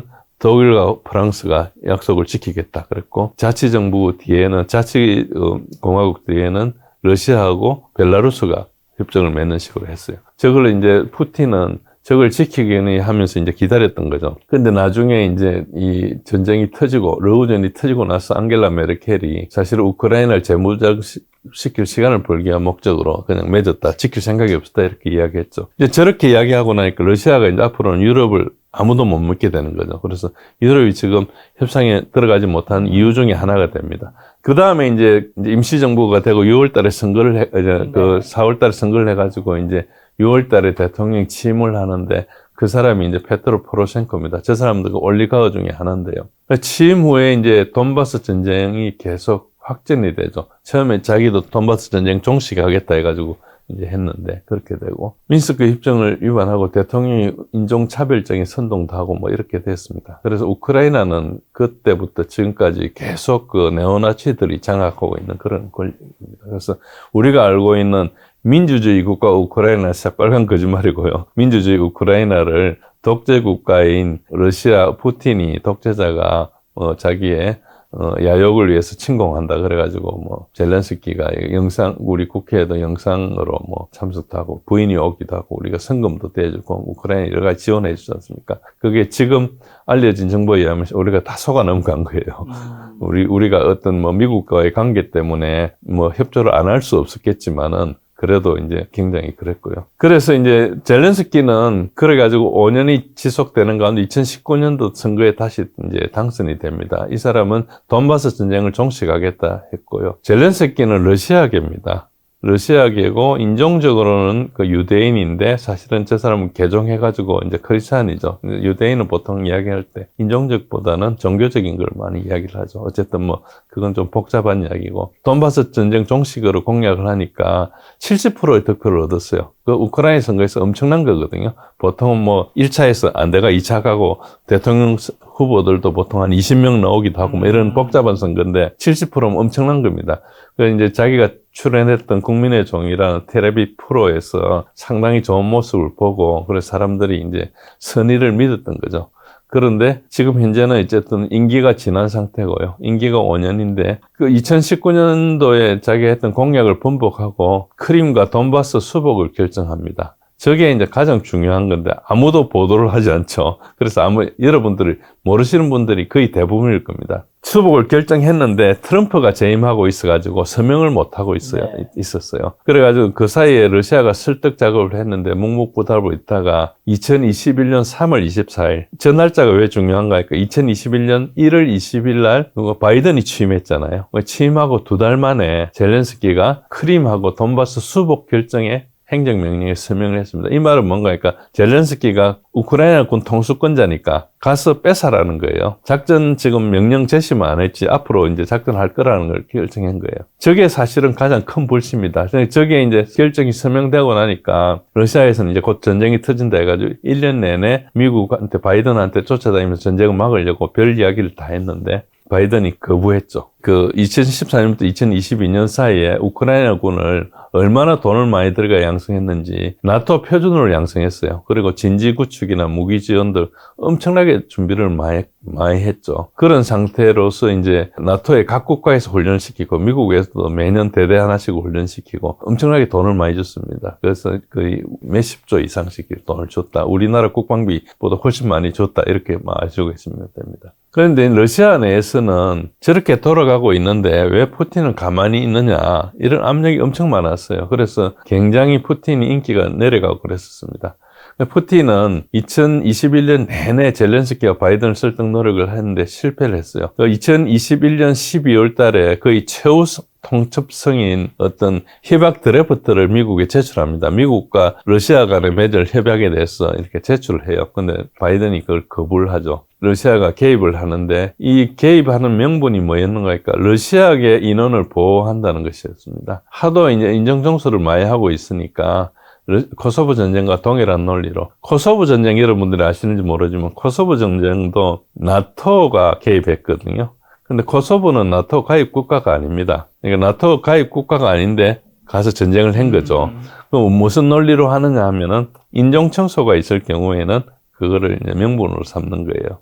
그래서 조금 이따가 다시 이제 설명드리겠지만은 법적으로 보면은 이제 러시아가 완벽하게 했다 이렇게 볼 수 있습니다. 그 사이에 또 다른 게 뭐가 있는가? 2022년 3월 중순에 우크라이나군이 돈바스 공격 계획한다는 정보를 입수했어요. 그래서 이제 2022년 2월 24일 날 우크라이나 러우전이 시작되거든요. 일주일 전부터 2022년 2월 16일부터 사격 중지 위반 도발 횟수가 한 20배 정도 증가합니다. 그래서 이제 거의 막 때리는 거죠. 오라고. 그 데이터들은 다 OSC 지금도 다 있습니다. 저도 이제 그거 가지고 여러 번 제시하기도 했는데. 그래서 미국이 우크라이나에 시켜서 러시아의 침공을 유도했죠. 근데 그 사람들의 내러티브는 뭔가 하니까 러시아의 침공이 unprovoked invasion, 전혀 도발하지 않은데 침공했다고 주장을 했죠. 저 말을 쓰지 않았으면 지난 3년간 아무 일도 못했어요. 모든 공직자는 저 말을 반드시 쓰고 복창하고 뭔가 이야기를 할 수 있게 됐죠. 그래서 이제 저게 가장 큰 이야기였고요. 우크라이나의 나토 가입 문제는 전쟁의 매우 중요한 원인 중에 하나지만 직접 시급한 문제는 아니었어요. 시급한 문제는 우크라이나가 침공한다는 게 확실해졌기 때문에 먼저 선제 공격을 한 거라 생각하시면 됩니다. 이 부분이 전혀 알려져 있지 않기 때문에 당연히 우리는 러시아가 공격한 걸로 하고 푸틴이 침략자로 알고 있지 않습니까? 근데 네. 내막을 보면 그렇지 않습니다. 지금은 저게 상당히 많이 밝혀져 있어요. 트럼프가 취임한 이후로 굉장히 많이 밝혀지고 그 사이에 USAID를 통해서 언론들을 장악했던 이야기 이런 것들이 다 노출됐거든요. 그래서 지금은 사람들이 좀 알고 있습니다. 그리고 그 목적은 디밀리타리제이션, 디나치피케이션, 우크라이나의 군대를 약화시키고 나치를 제거하겠다는 건데 1945년 포츠담 회담 때 나치 독일을 처리하기 위한 4가지 정책 방향 중에 2가지입니다. 중앙 집중을 분시하겠다. 독일이 중앙 집중하지 못하게 하겠다는 거고, 디모크라타이제이션, 전체주의가 아니고 민주주의를 만들겠다. 저 4가지 목표 중에 2가지를 러시아가 들고 나와서 했습니다. 자, 그럼 러우 전쟁을 피할 수 있는 전쟁이었던 건가요? 피할 수 없는 전쟁이었던 건가요? 예, 젤렌스키는 안 할 수 있었습니다. 네. 작년에 안 할 수 있었는데 우크라이나 내부에 대해서 여러분들이 전혀 모르고 계시거든요. 그러니까 우크라이나가 네오나치가 집권하고 있다 이렇게 이야기하면 무슨 소리냐, 민주주의 정권인데 이렇게 이야기하시겠지만 사실은 그렇지 않습니다. 네오나치는 국민들 지지율 합쳐봐야 한 2% 3%밖에 안 됩니다. 네오나치 출신들이 대통령 선거 나오면은 제일 많이 얻은 게 1.5% 얻었거든요. 보통 0. 몇 프로 얻고 떨어집니다. 이 사람들이 굉장히 극렬한 단체이기 때문에 자기네들끼리 이제 엄청나게 잘 뭉쳐 있는 거죠. 그래서 그 폭력으로 이렇게 다스린다 이렇게 생각하시면 됩니다. 돈바스 전쟁 종식을 공약으로 70% 지지를 얻어가지고 젤렌스키가 대통령이 당선됐어요. 그런데 그 일주일 후에, 취임한 날 일주일 후에 드미트로 야로시라고 아까 말씀드린 마이단, 유로 마이단 쿠데타를 할 때 그 시위대를 지휘했던 라이트 섹터의 네. 수장인 드미트로 야로시가 언론에 대고 뭘 이야기했는가 하니까 대문짝나게 지금도 기사를 검색하면 나옵니다. 신임 대통령 젤렌스키가 우크라이나를 배신하면 자리를 잃을 뿐 아니라 생명을 잃을 것이다. 이게 그냥 맥주 한 잔 마시면서 하는 얘기가 아니고 신문에 난 거예요. 신문의 일면에 대면장만하게. 그러니까 처음부터 이 네오나치들은 자기네들 대통령 선거 나와봐 1, 2%밖에 못 받는 그 세력이 70% 지지를 받은 대통령한테 한 이야기예요, 저게. 그러니까 우크라이나가 얼마나 지금 그 국내 정치가 저런 폭력 조직한테 이렇게 맡겨져 있는지 알 수 있어야 됩니다. 네오나치를 이해하지 못하면은 정상적으로 이 의사결정을 전혀 이해할 수 없습니다. 그러고 있다가 아까 말씀드린 대로 한 2년 동안 트럼프 있을 때는 조용하고 있다가 이제 트럼프가 끝나고 바이든이 되자마자 아까처럼 돈바스하고 크림 수복 결정을 냈죠. 저거를 자기가 안 했으면은 이제 전쟁이 안 일어나는 거죠. 그리고 그 민스크 협정을 지키고 하면 되는데, 그게 이제 국내, 어째 보면은 정치 세력이 하이제킹 당한 거예요. 국민들한테 70%를 지지 얻었지만은 1. 몇 프로, 2%밖에 못 얻는 극렬 세력들한테 하이제킹 당한 거라 보시면 됩니다. 그리고 두 번째는 이제 전쟁이 일어난 바로 젤렌스키가 협상에 응했어요. 협상에 응해가지고 3월 5일부터 협상을 시작해가지고 4월 한 초순까지 협상이 진행됩니다. 그래, 그 드래프트가 있어요. 드래프트 지금 인터넷에 검색하면 다 나옵니다. 그 안에 협의가 덜 된 사항도 있지만 협의한 안도 있고, 그 드래프트 대부분을 우크라이나에서 작성한 거예요. 젤렌스키 측에서. 물론 이제 여러 가지 뭐 협의가 있어가지고 예를 들어 군대를 러시아에서는 8만 5천 명 해라, 우리는 22만 명 하겠다, 뭐 이런 아직까지 수렴하지 않는 사항들이 있지만 그 내용들은 대부분 있습니다. 이스탄불 커뮤니케 이렇게 쳐보시면 그게 네. 다 나옵니다. 그런 상태에서 협상이 거의 다 돼 있고 이제 내중에 협상을 좀 마무리하고 비준을 받고 이래야 될 상황이 있는데 보리스 존슨이 날라와요. 키예프가 날라와가지고 협상을 그만해라. 우리가 밀어줄 테니까 전쟁을 해라. 이렇게 해가지고 전쟁을 하는 겁니다. 그러니까 어느 대통령이 자기 내각들하고 결정을 하지 않고 저렇게 이제 전쟁한다는 것도 이상한 거죠. 전쟁을 해가지고 러시아가 이렇게 실력 행사를 했으면은 보고 네 말대로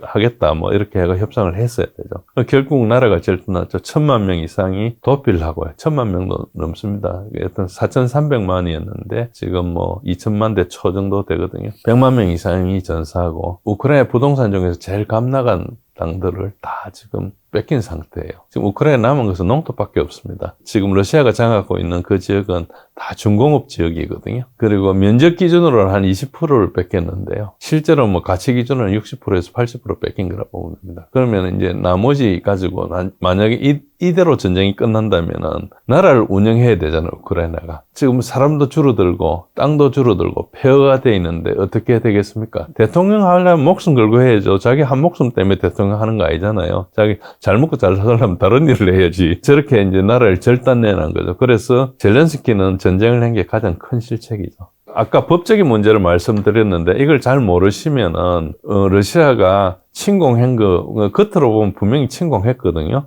근데 이게 왜 들어갔느냐? 나토 가입이나 이런 문제가 아닙니다. 이 직접 러우전을 하게 된 것은 일단 보호 책임이라는 규정이 있습니다. Responsibility to Protect라 해서 R2P로 보통 이야기를 하는데요. 이게 과거에 90년도에 이제 뭐 르완다나 그 유고슬라비아 인종청소가 많았어요. 그러다 보니까 이게 인종청소 문제를 해결할 어떤 국제적인 규정이 없어서 2005년도에 세계정상회의 결과 문서로 그게 세계정상회의 138조, 139조에 나옵니다. 저게 부시 대통령 시절이었어요. 그래서 저런 것을 만들어놔야 되겠다 만들어놨습니다. 그게 대량학살이나 전쟁 범죄나 반인도적 범죄, 인종청소 같은 비인륜적인 이런 대규모 잔악 행위에 대해서는 첫 번째 기둥, 세 가지 기둥이 있는데 이제 모든 국가는 자기 스스로 자기 국민을 보호해야 돼요. 우크라이나 같은 다민족 사회에서는 우크라이나계가 있고 러시아계가 있고 폴란드계, 몰도바계, 뭐 여러 헝가리계 이런 민족들이 있지 않습니까? 그런데 한 민족이 다른 민족을 청소하면 안 된다는 거예요. 국가가 스스로 나서서 민족 간의 갈등을 완화해야 되고 그럼 보호해야 되는데 돈바스 전쟁을 하고 나서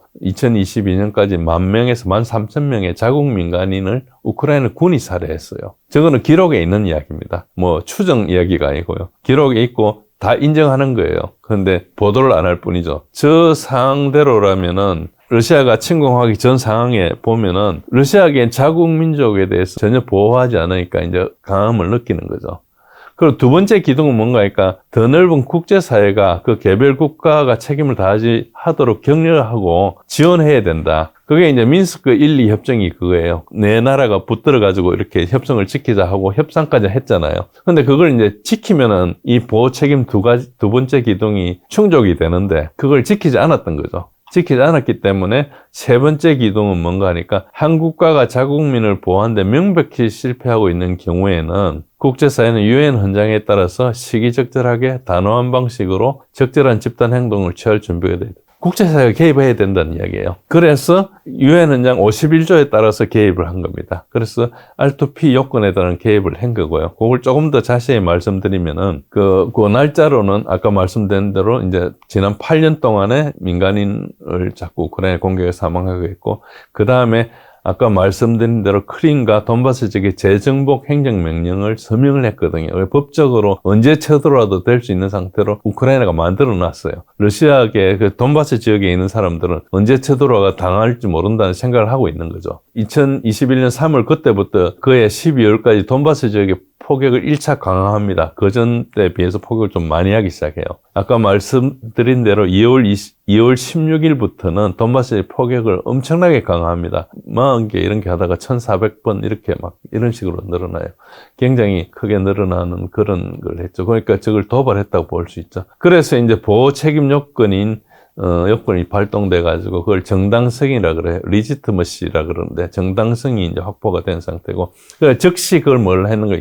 2월 21일 날 도네츠크 피플즈 리퍼블릭하고 루안스크 피플즈 리퍼블릭 이 대표하고 러시아 간에 협정을 맺어요. 우호 및 협조, 상호 지원 조약을 서명을 해요. 그리고 그 서명을 그 다음날 러시아 의회하고 그 돈바스하고 루안스크 공화국 각각이 의회에서 비준을 해요. 그러면 두 국가 간에 이제 공식적으로 됐죠. 그래가지고 그 공화국에서 러시아에 지원 요청을 해요. 지원 요청을 해가지고 그래서 지원 요청에서 들어간 거예요. 그럼 그걸 합법성, 리갈리티라 그래요. 리지트머시 정당성하고 리갈리티 합법성을 확보한 상태에 들어간 겁니다. 2월 24일 날 공격을 시작한 것은 특수군사작전과 우크라이나 인종청소 사태에 개입한 것입니다. 그래서 법적으로는 그렇게 돼 있습니다. 저거를 이제 제대로 이야기를 하면은 서방에서는 전쟁을 전혀 할 수 없어요.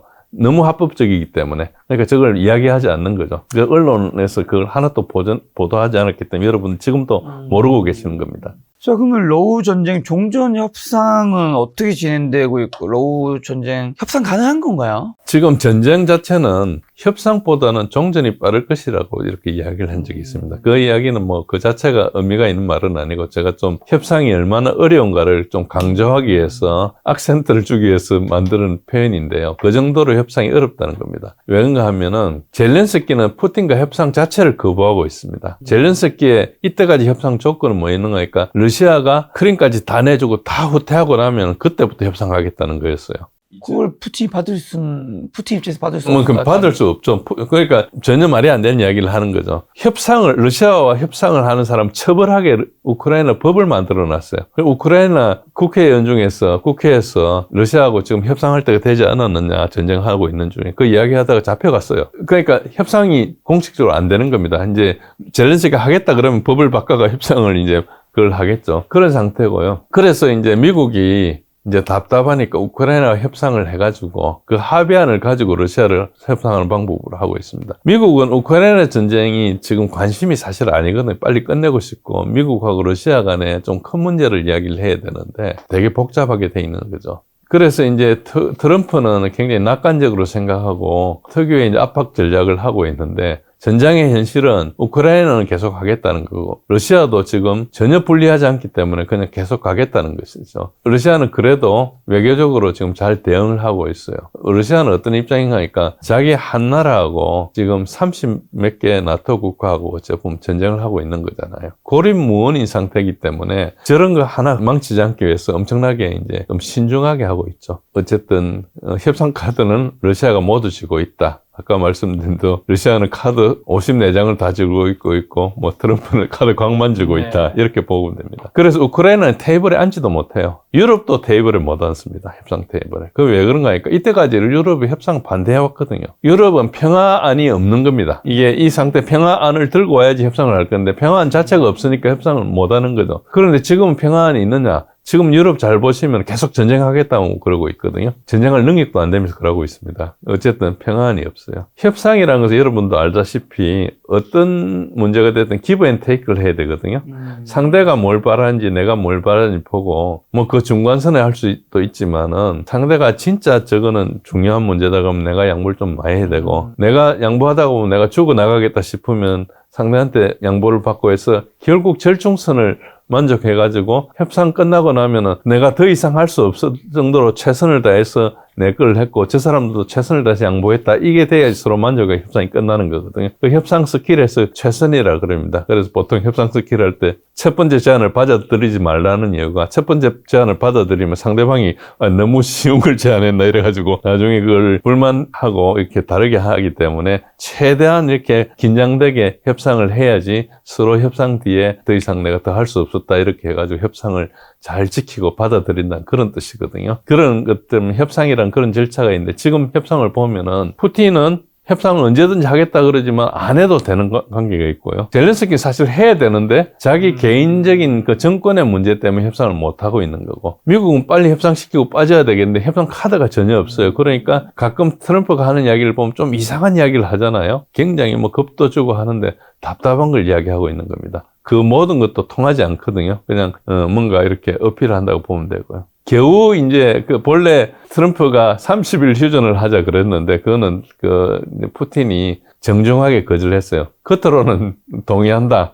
근데 디테일을 좀 논의하자 그래가지고 디테일 논의해보니까 아무것도 안 되거든요. 그러니까 30일 없어지고 하나만 남은 거 두 가지가 딱 있어. 하나는 에너지 인프라에 대해서 30일 휴전을 하고 두 번째는 흑해에 우크라이나가 농산물을 이렇게 사용해야 되는데 그 배를 공격하지 말자. 그 왜 공격을 했는가? 그러니까 그 농산물 이용하는 배를 그 협정을 맺었어요. 배에 무기를 숨겨 들어오다가 러시아한테 맞은 거죠. 그 농산물 배를 왜 파견하느냐 그러는데 그 안에 무기 때리면 무기 폭발 같은 게 많이 일어나잖아요. 그러니까 당연히 알죠. 나토나 이런 애들이 그 무기를 그쪽으로 많이 선적하고 그랬거든요. 그래서 이제 그 협상이 과거에 있었다가 깨졌는데 이제 그걸 되살리는 거죠. 그 두 가지가 있었는데 첫 번째 푸틴은 트럼프랑 전화 통화하고 즉시 그때 에너지 햄프를 향해서 날아가고 있던 드론 두 발을 스스로 격추를 했어요. 하나는 방공망으로 격추를 하고 하나는 자기 전투기가 날아가서 격추를 했습니다. 그 이제 드론은 좀 늦게 나니까 격추가 쉽거든요.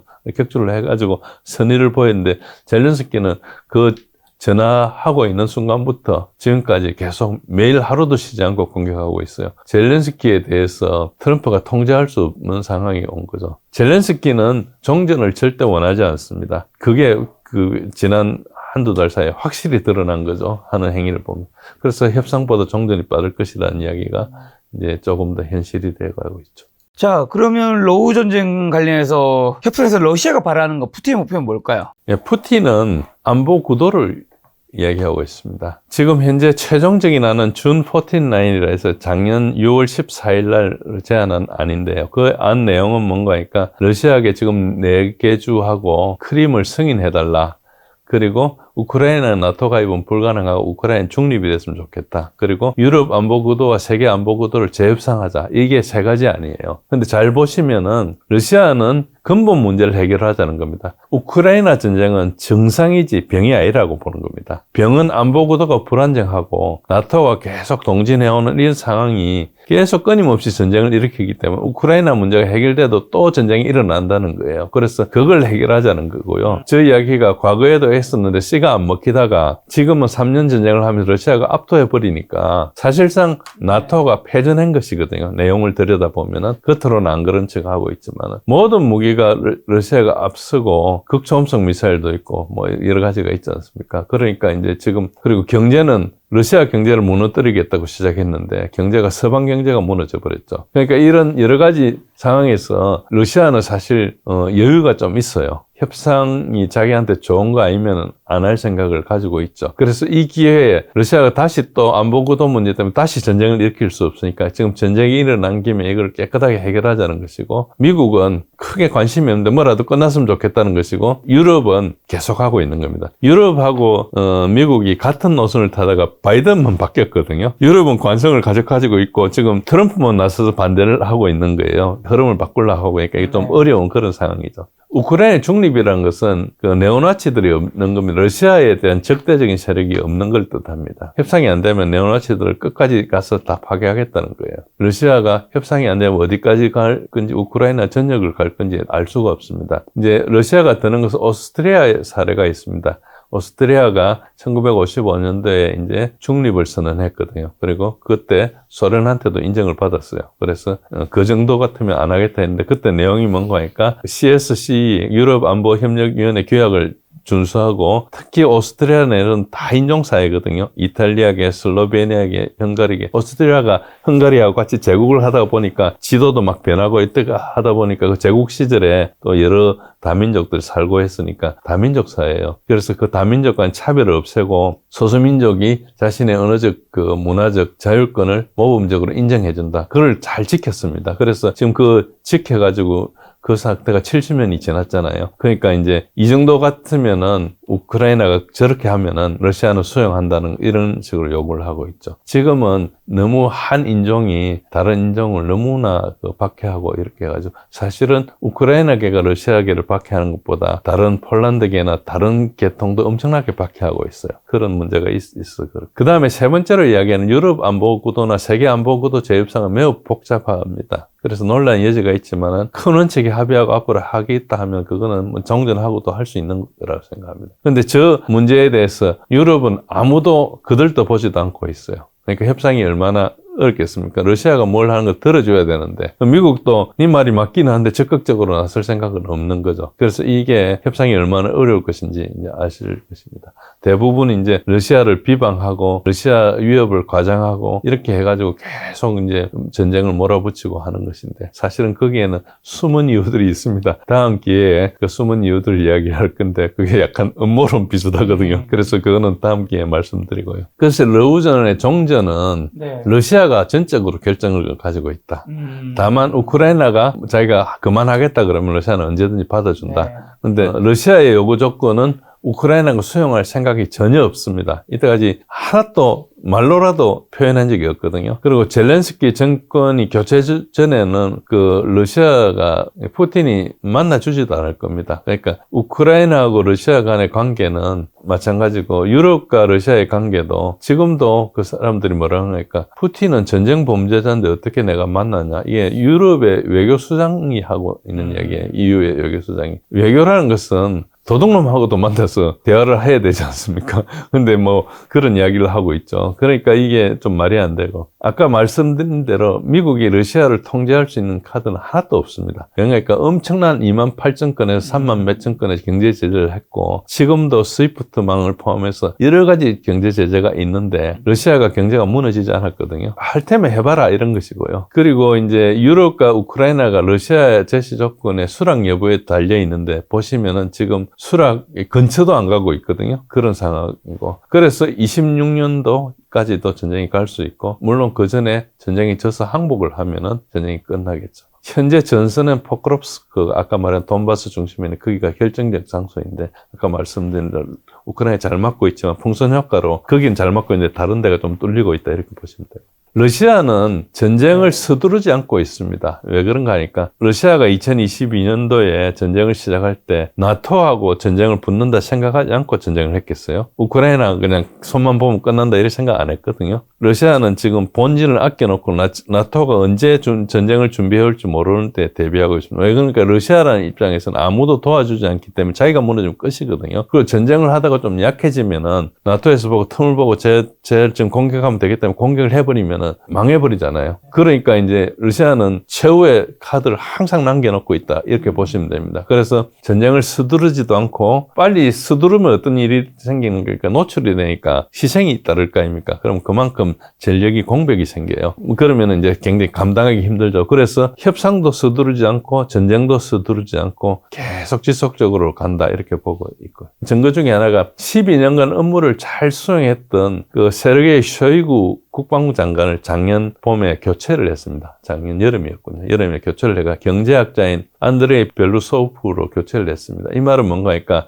장기전에 대비해서 당장 지금 가동하고 이런 건 되는데 장기적으로 하려면 지속 가능하게 여러 가지 그 공급망 같은 거 정비를 하고 여러 가지 제도 같은 걸 정비를 하고 해야 되기 때문에 경제학자한테 맡긴 겁니다. 벌써 작년부터 중요한 전쟁은 다 끝났으니까 나토가 하고 한판 붙을 때를 대비해서 준비하고 있다 이렇게 보시면 됩니다. 러우전 이후에 이제 러시아가 다시 전쟁을 일으킬 거라 이런 이야기를 뭐 언론에서 이야기하는데 이것도 제 말씀을 듣고 보면 거꾸로 된 이야기를 알 수 있습니다. 일단 러우 전쟁에 대해서 이거는 서방이 내러티브 전이었거든요. 우리가 내러티브 전이라는 그 전쟁 기법이 있습니다. 공식적으로 분류되는. 그러니까 뭐 프로파간다 오페하고 비슷한 건데 내러티브를 정하는 겁니다. 우리 뭐 조지 오웰 책 보면 나오는 그런 거죠. 그래서 이제 러시아가 유럽을 침공하겠다 이 이야기는 최근에 몇백 년간 러시아가 유럽을 침공한 적이 없습니다.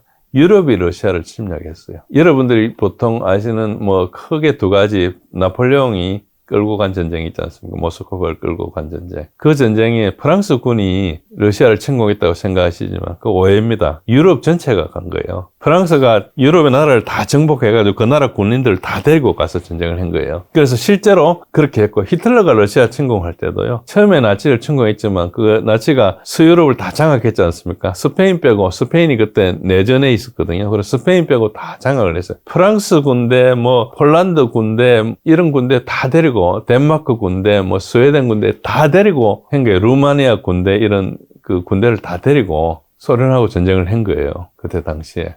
그러니까 실제로 러시아 사람들은 독일 사람들 나치만 보는 게 아니고 그때 유럽 사람들 전체가 와가 자기들한테 총을 겨누고 2,800만을 죽였거든요. 그러니까 나치 독일이 가진 군대는 몇백만 안 되고요. 나머지 군대가 그 유럽 전체가 생깁니다. 그러니까 러시아 입장에서는 이제 유럽은 항상 우리를 공격했다 생각하는 거예요. 그래서 러시아의 모든 군사력은 그거에 대한 방어 전력으로 돼 있어요. 여러분 아시다시피 그 프랑스하고 영국하고 미국은 항공모함이 있지 않습니까? 영국하고 프랑스는 작은 나라인데도 항공모함이 있고요. 그 미국은 11척의 항공모함이 있어요. 항공모함 11척만 있는 게 아니고 그 안에 달려있는 여러 전력들이 뭐 구축함, 뭐 순양함, 뭐 잠수함 이런 거 다 끌고 가거든요. 그러니까 막 10여 척씩 되는 거예요. 그런 게 전 세계 다니면서 그걸로 이제 외교를 하지 않습니까?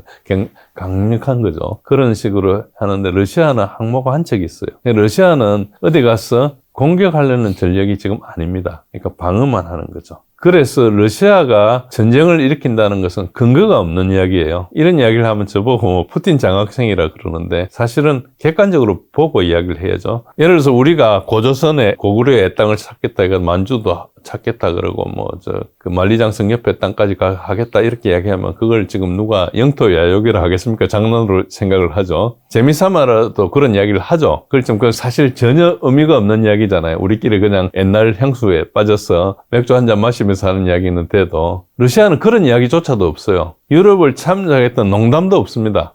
아무 공식적인 이야기는 물론이고요. 파리에 가서 라떼 마시러 침략하는 건 아니잖아요.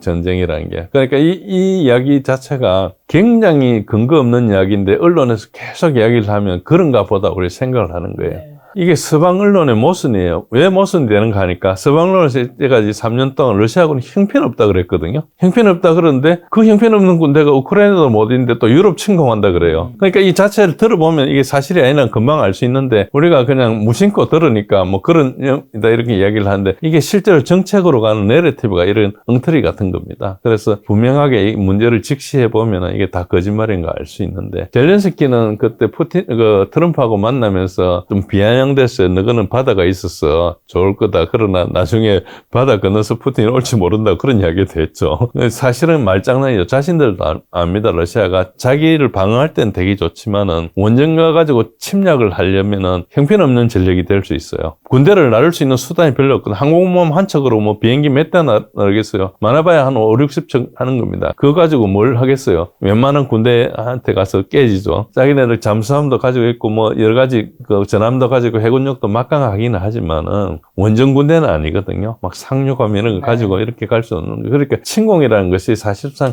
불가능한 전력입니다. 자기네들 방어는 잘하지만은. 자, 젤렌스키가 독재자라는 얘기도 있더라고요. 정말 독재자라고 볼 수가 있나요? 젤렌스키를 우리가 뭐 민주주의 그리고 네. 조국을 수호하는 사람으로 미화하다 보니까 젤렌스키가 독재자란 말은 정말 믿기 힘드실 겁니다. 근데 제가 평가하기로는 거의 권력에 중대된 극악한 독재자고요. 인류 역사상 최악의 독재자가 아닐까 싶어요. 그리고 흔히 독재자 그러면 옛날에 네로 황제나 아니면 뭐 스탈린이나 이런 사람 이야기 하잖아요. 근데 스탈린보다 더 극악한 건 분명해요. 그거는 분명합니다. 예. 여러 가지 소문이 있어요. 뭐 미국이 USAID를 통해서 340억 불을 지원해가지고 글로벌리스트들이 우크라이나의 사법이나 법 집행 시스템을 완전히 통제하고 있습니다. 그러니까 우크라이나 내부에 정치 클랜이 있는데 정치 그 패밀리가 있는데 그 패밀리하고 이 조지 소로스하고 얘네들이 합작해가지고 한 거죠. 조지 소로스는 돈을 한 20% 되고 USAID가 한 80% 된 거죠. 그러니까 조지 소로스는 마중물을 이렇게 된 거죠. 조지 소로스는 뭘 이야기합니까? 글로벌 금권 세력을 대표하는 거거든요. 조지 소로스 한 사람이 아니고 다른 사람이 다 있는 거죠. 이거를 지금 트럼프 진영은 아직까지도 과소평가하고 있어요. 그래서 뭐가 되든 간에 가장 약한 고리인 사법부를 통제하고 있다. 그렇고 어쨌든 젤렌스키 목표는 굉장히 오랫동안 이 상황을 지연시키는 게 목표고 젤렌스키 자체는 권력을 놓고 싶지 않고 있어요. 지금 현재 가지고 있는 권력은 히틀러나 스탈린에 비교되는 건데 타의 추종을 불허합니다. 그래서 전쟁이 종식되면은 권력의 종말을 의미하는데 현재는 우크라이나 내 정치인들이라고 네오나치밖에 없어요. 나머지는 대부분 전장에 사라졌어요. 2022년에 전쟁이 시작됐지 않습니까? 그 전에 1야당을 폐쇄하고 당수를 투옥하고 그가 가진 회사를 압수했어요. 이 사람이 감옥에 있다가 나중에 러시아에서 포로 교환하면서 러시아 포로, 우크라이나 포로 주고 이거 뺏어가지고 지금 러시아에 살고 있어요. 야당 당수가. 우리 지금 야당 당수가 지금 우리 예를 들어서 이재명 당수가 있지 않습니까? 그 이재명 대표가 있어요. 이 사람을 감옥에 집어넣어가지고 뭐 북한하고 전쟁을 하면서 북한 포로 주고 이거 받아오고 이거하고 같은 거예요. 얼마나 어처구니가 없는 겁니까? 우리한테 대입해 보면은 이게 현실감이 나라고 지금 이야기하는 거죠. 뭐 어떤 특정한 분을 이야기하는 게 아니고요. 야당 성향의 TV 채널 3개를 폐쇄해 버렸어요. 그리고 정교, 우크라이나 정교거든요. 러시아하고 같이 이제 형제 정교예요. 같은 러시아 정교 패밀리입니다. 정교를 폐쇄해버렸어요. 그 말은 우크라이나가 카톨릭을 가겠다는 거잖아요. 어쨌든 카톨릭과 정교는 2000년 동안 싸워온 관계인데, 네. 어쨌든 그렇고요. 바로 직전에 대통령했던 포로셴코도 제재를 했어요. 뭐 감옥에 가두지는 않지만 여러 가지 제재를 했습니다. 저한테 대항하는 사람 모두 투옥을 했으며, 그리고 러시아와 협상 금지를 입법했고요. 부정부패가 말도 못하고요. 그리고 뭐 잘루즈니에 대해서 대처를 하는데 지금 전쟁을 핑계로 비상계엄을 선언해가 임기 이후 집권하고 있습니다. 잘 보시면은 우크라이나는 러시아한테 선전포고를 한 상태가 아닙니다. 러시아도 우크라이나한테 선전포고를 한 상태가 아니고, 그래서 아까 이야기한 대로 인종 문제를 해결하기 위해서 들어온 상태예요. 그러니까 전쟁이라는 것도 주관적일 수 있다. 물론 당연히 지금 형태는 당연히 전쟁이죠. 선전포고를 하고 안 하고를 떠나서 전쟁 때문에 선거를 안 한 나라가 얼마나인지 모르겠어요. 어제 그 젤렌스키 측근의 드빈스키라는 사람이, 이 사람 감옥에 갇혀 있어요. 네. 감옥에 언론인 출신인데 정당의 국회의원이 됐다가 이제 감옥에 지금 갇혀 있는데, 이 사람이 한 이야기, 인터뷰 내용이 나와가지고 그걸 제가 잠깐만 옮겨드리면 이렇습니다. 그 사람은 젤렌스키를 굉장히 잘 아는 사람이에요. 측근이었거든요. 젤렌스키가 우크라이나 전쟁을 자신들의 권력을 공고하기 위한 도구로 보았던 어떤 세계주의자들하고 자유주의 엘리트들의 단결된 노력의 산물이다, 이렇게 평가를 하고 있습니다. 스스로라기보다 만들어진 인물인데 이제 그 기회를 활용해가 자기 권력을 누리고 있는 이런 사람을 보면 되고요. 근데 트럼프는 지금 선거 승리를 했지 않습니까? 그러니까 전 세계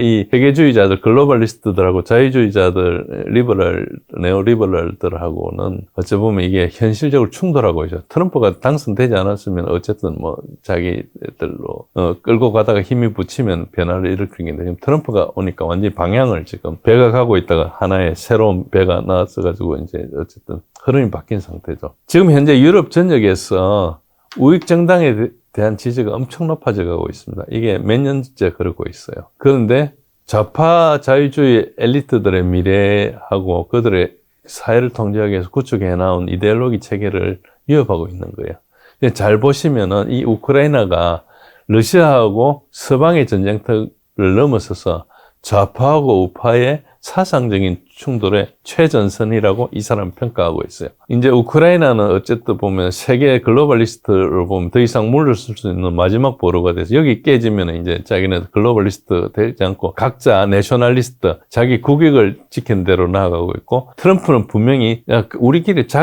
각자 자기 나라 국익을 위해서 최선을 하자. 뭐 괜히 블락 만들어가지고 그런 이데올로기를 가지 말고 이런 이야기를 하고 있죠. 그래서 지금 잘 보시면 루마니아도 대선 1등 했던 사람을 사법부에서 드랍시켜버렸죠. 그래가지고 2차 투표를 안 했어요. 결선 투표를 못하게 했어요. 50% 넘어받을 사람들. 그리고 그 사람을 자기가 안 하니까 다른 사람이 나서서 이제 사람들이 밀어주니까 그 사람도 지금 또 선거에 못 나오게 하려고 하고 있어요. 헌법재판소에 판결 내리고 헬기 타고 다녀요. 밖에 나오면은 그 재판관들이 죽을까봐. 그 정도 상황인데도 재판관들이 뭔가 인질로 잡혔는지 뭔가 잡혔는지 모르지만 이제 그 판결 내리고 있습니다. 그리고 지금 독일도 마찬가지죠. 독일도 AFD가 상당히 선전을 했죠. 20% 이상 득표를 했는데 2등을 했거든요. 1등 했던 당이 연정해가지고 26%를 멀츠가 이렇게 연정했던 건데, 독일은 그래서 연정을 해가지고 50%를 이렇게 구성을 해야 되는 그런 돼 있는데,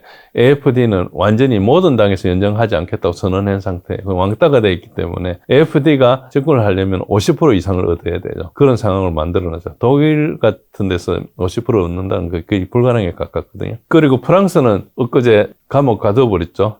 마크롱하고 싸웠던 사람. 그리고 조지아도 뭐 대통령 됐는데 물러나지 않고 한참 버티고 시위하다가 이제 물러났죠. 이게 이제 선거를 통해서 상권 분립에서 가장 취약한 고리가 연결고리가 사법부거든요. 사법부는 자체 조직이 미약하기 때문에 개별 판사들이 모든 것들을 판결 내리지 않습니까? 그래서 개별 판사들을 위협하거나 협박하거나 뇌물을 주면은 판결을 받아낼 수 있는, 그게 이제 소위 말해서 뭐 뉴욕 그 남부 부분 같은데 대표적으로 일어나는 거죠. 뭐 굉장히 뉴욕 남부 부분은 세계에서 가장 부패했다는 법원이거든요. 트럼프 집어넣는 거. 남부 법원 넣으면 판결이 그대로 나와요. 그러니까 뭐 그런 정도 가고 있고, 우리도 뭐 뭔지 모르는 판결 시비가 있잖아요. 누구한테 가면 어떤 판결을 넣는다 이런 정도로 이제 사법부를 세계주의자들은 공략하고 있는 거죠. 우리가 그런지 안 그런지는 제가 증거가 없어서 모르는데 경향은 비슷해요. 어쨌든 이 투쟁에서 우크라이나의 승리를 확보하려는 우크라이나 자체가 목표가 없어요. 뭘 하자 이런 거 없어요. 전쟁 연장만이 유일한 확실한 명시적인 목표. 못 끝내겠다 이거 빼놓고는 없습니다. 어쨌든 트럼프는 이 갈등에 얽매여 있고 지금 바이든 일으켰던 전쟁을 계속하도록 강요를 받고 있는 그런 입장에 있습니다. 젤렌스키는 어쨌든 트럼프가 하려는 딜을 방해하기 위해서 의도적으로 계속 대립을 유발하고 있다. 젤렌스키 측근이 어제 한 증언입니다. 어제 한 증언이에요. 그래서 이 사실을 확인할 수는 없는데 이 사람이 감옥에서 이렇게 한 이야기거든요. 처음 듣는 이야기로서 좀 신기한 것도 있고 조금 내밀한 부분에 대해서 약간의 판단할 수 있는 근거가 있기 때문에 이제 말씀드리는 거고. 젤렌스키의 계산은 명확합니다. 젤렌스키는 트럼프가 감정적으로 반응하고 우크라이나 위기를 해결하는 시도에서 물러나기 위해서 백악관에서 그렇게 했다는 거예요. 우리가 그전까지는 정보를 알고 사인하지 않겠다는 걸 알고 백악관에서 일부러 TV쇼를 만드는 게 아닌가 이런 생각을 했는데 이 사람은 그렇지 않고 젤렌스키는 굉장히 명확하다. 그래서 확실히 여기서 더 이상 트럼프한테 말려들지 않기 위해서 자기가 일부러 저렇게 했다. 그래서 트럼프가 여기 손 떼기를 바라는 거죠. 트럼프도 무시했을 뿐만 아니고 이것 때문에 우크라이나 미래가 무시됐다. 이런 게 이 사람의 증언입니다. 이 사람의 증언이기 때문에 우리가 앞으로 더 분석해봐야 알 수 있는 거지만 어제 나왔기 때문에 바로 어제 나왔습니다. 어제 지금 24시간도 안 된 거기 때문에 제가 소개를 해드린 겁니다. 젤렌스키 실책은 뭘까요? 젤렌스키는 피할 수 있는 전쟁을 피하지 않는 게 가장 큰 실수죠. 젤렌스키는 그 두 차례 기회가 있었습니다. 아까 돈바스 크림 수복 결정을 하지 않았어야 됐고, 그리고 전쟁을 시작하고 난 다음에 협상을 다 했다고 취소한 거, 그 두 가지를 했으면 우크라이나가 지금도 그 돈바스하고 전 영토가 우크라이나 영토가 돼 있고, 그쪽에 자치구에 대해서 뭐 자치법을 제정하고 이런 정도만 하면 되는데, 지금은 엄청나게 많은 사람이 떠나고 국토가 절단나고 그리고 생명도 많이 잃고 이렇게 가지 않습니까? 그거를 공격한 러시아가 잘했다 할 수는 없지만 러시아 그 입장도 보면은 결과가 뭐 젤렌스키는 가만히 있고 착했는데 푸틴이 했다 이렇게 보기에는 굉장히 받아들이기 힘든 상황입니다. 젤렌스키 지금 실제 평판이랑 우크라이나 민심은 실제 어떤가요? 지금 뭐 그거는 사실 알 수가 없어요. 조사를 하는 게 거의 불가능하고요. 키예프라는 데가 있으면 키예프 인터내셔널 인스티튜트 오브 소셜 키예프 국제사회연구소 이런 데입니다. 여기에서 조사를 했는데 여기 조사를 하면 뭐 지지도가 57%, 60% 이렇게 나옵니다. 근데 트럼프가 한때 이게 4%라고 이야기한 적이 있었거든요. 실제로는 인기가 낮겠죠. 키예프 사회과학연구소는 USAID가 자금을 지원한 게 이제 밝혀졌죠. 이 사건이 이제 글로벌리스트 아젠다에 맞춰서 하고 있고요. 곤란하고 2년 전부터 제5열이라고 해서 빨치산 활동이 활발하게 있습니다. 우크라이나 내에는 빨치산이 어떤 빨치산이 있는 거니까 이제 우크라이나계 빨치산이 있고요. 러시아계 빨치산이 있어요. 러시아계 빨치산은 돈바스 전쟁 때부터 차별받으니까 이제 저항을 한 거지만 우크라이나계 빨치산들은 자기 아들, 딸들이 전쟁 때 끌려가고 이런 학정에 못 이겨서 하는 거예요. 그래서 그 쿠르스크 작년 8월 6일 날 쿠르스크 침공을 했지 않습니까? 쿠르스크 침공할 때 사실 첫 번째 우크라이나군의 목표가 쿠르스크 원전이었어요. 쿠르스크 원전인데 쿠르스크 원전에 침공한다는 정보를 누가 알려주는 거니까 우크라이나계 빨치산이 알아가지고 그 우크라이나계 빨치산이 러시아계 빨치산한테 연락을 해서 러시아계 빨치산이 러시아 정보부에 알려줘가지고 그래서 급히 그때 방어 태세가 되지 않는 데서 그걸 알아가지고 일단 해병대 등하고 몇 그 정예부대를 원전을 가서 막게 했어요. 그 원전을 막는 바람에 국경은 통과됐었죠. 그런 일 정도로 내부에서는 그런 게 있다. 우크라이나 군인 상황은 전장 이탈이 엄청나게 많습니다. 아까 뭐 탈영병 13만 명 이야기는 13명은 그 등록된 사람이 13명이에요. 그거 말고도 굉장히 많고요. 강성 네오나치들은 계속 싸우겠다고 그럽니다. 협상을 얻을 수 있는 게 없어요. 이미 뭐 다 뺏겼기 때문에. 그래서 자기네들은 자기가 싸우는 게 아니거든요. 자기네 뒤에서 물러나서 그 사람들을 보내죠. 그래서 뭐 계속 싸우고 있고, 우크라이나 국민들의 민심은 사실 잘 알 수 없습니다. 근데 뭐 젤렌스키가 불타면 죽을 때까지 오줌 누겠다 그런 시체마로 돌아다니고 있어요. 유언비어처럼. 그러니까 인기가 없는 거죠. 브루스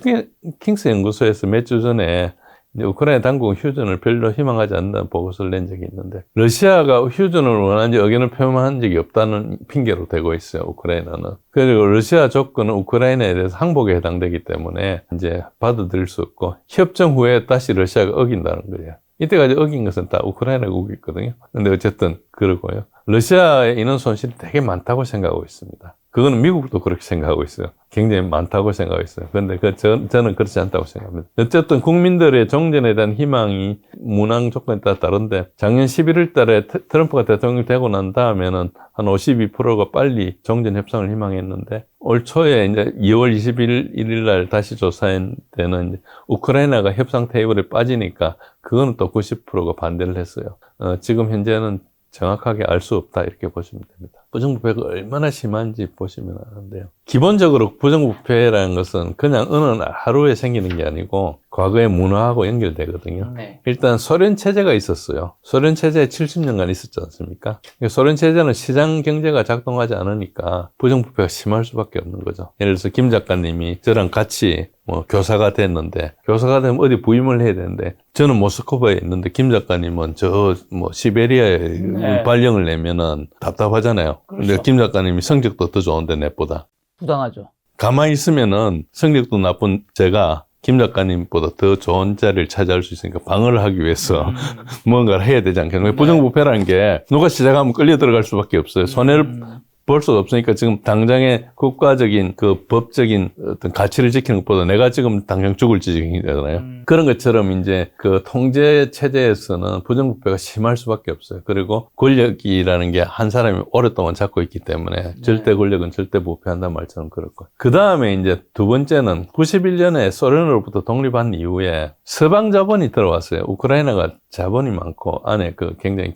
공업 지역이고 광산도 많고 농토도 있고 해서 그 국유 재산을 이제 공산 체제에서는 다 나라가 가지고 있다가 국민들한테 나눠줘야 되죠. 그러니까 사유하는 과정에서 이제 국가가 그 돈을 받고 불화를 해줘야 되는데, 이 과정에서 이제 다 돈이 없으니까 결국 돈 있는 사람 뭐 결탁을 해야 되죠. 런던하고 월가에 자본이 쭉 들어왔죠. 들어와가지고 이제 그 안에 이제 정치 권력하고 이제 결탁을 해서 싼값으로 많이 빼들렸죠.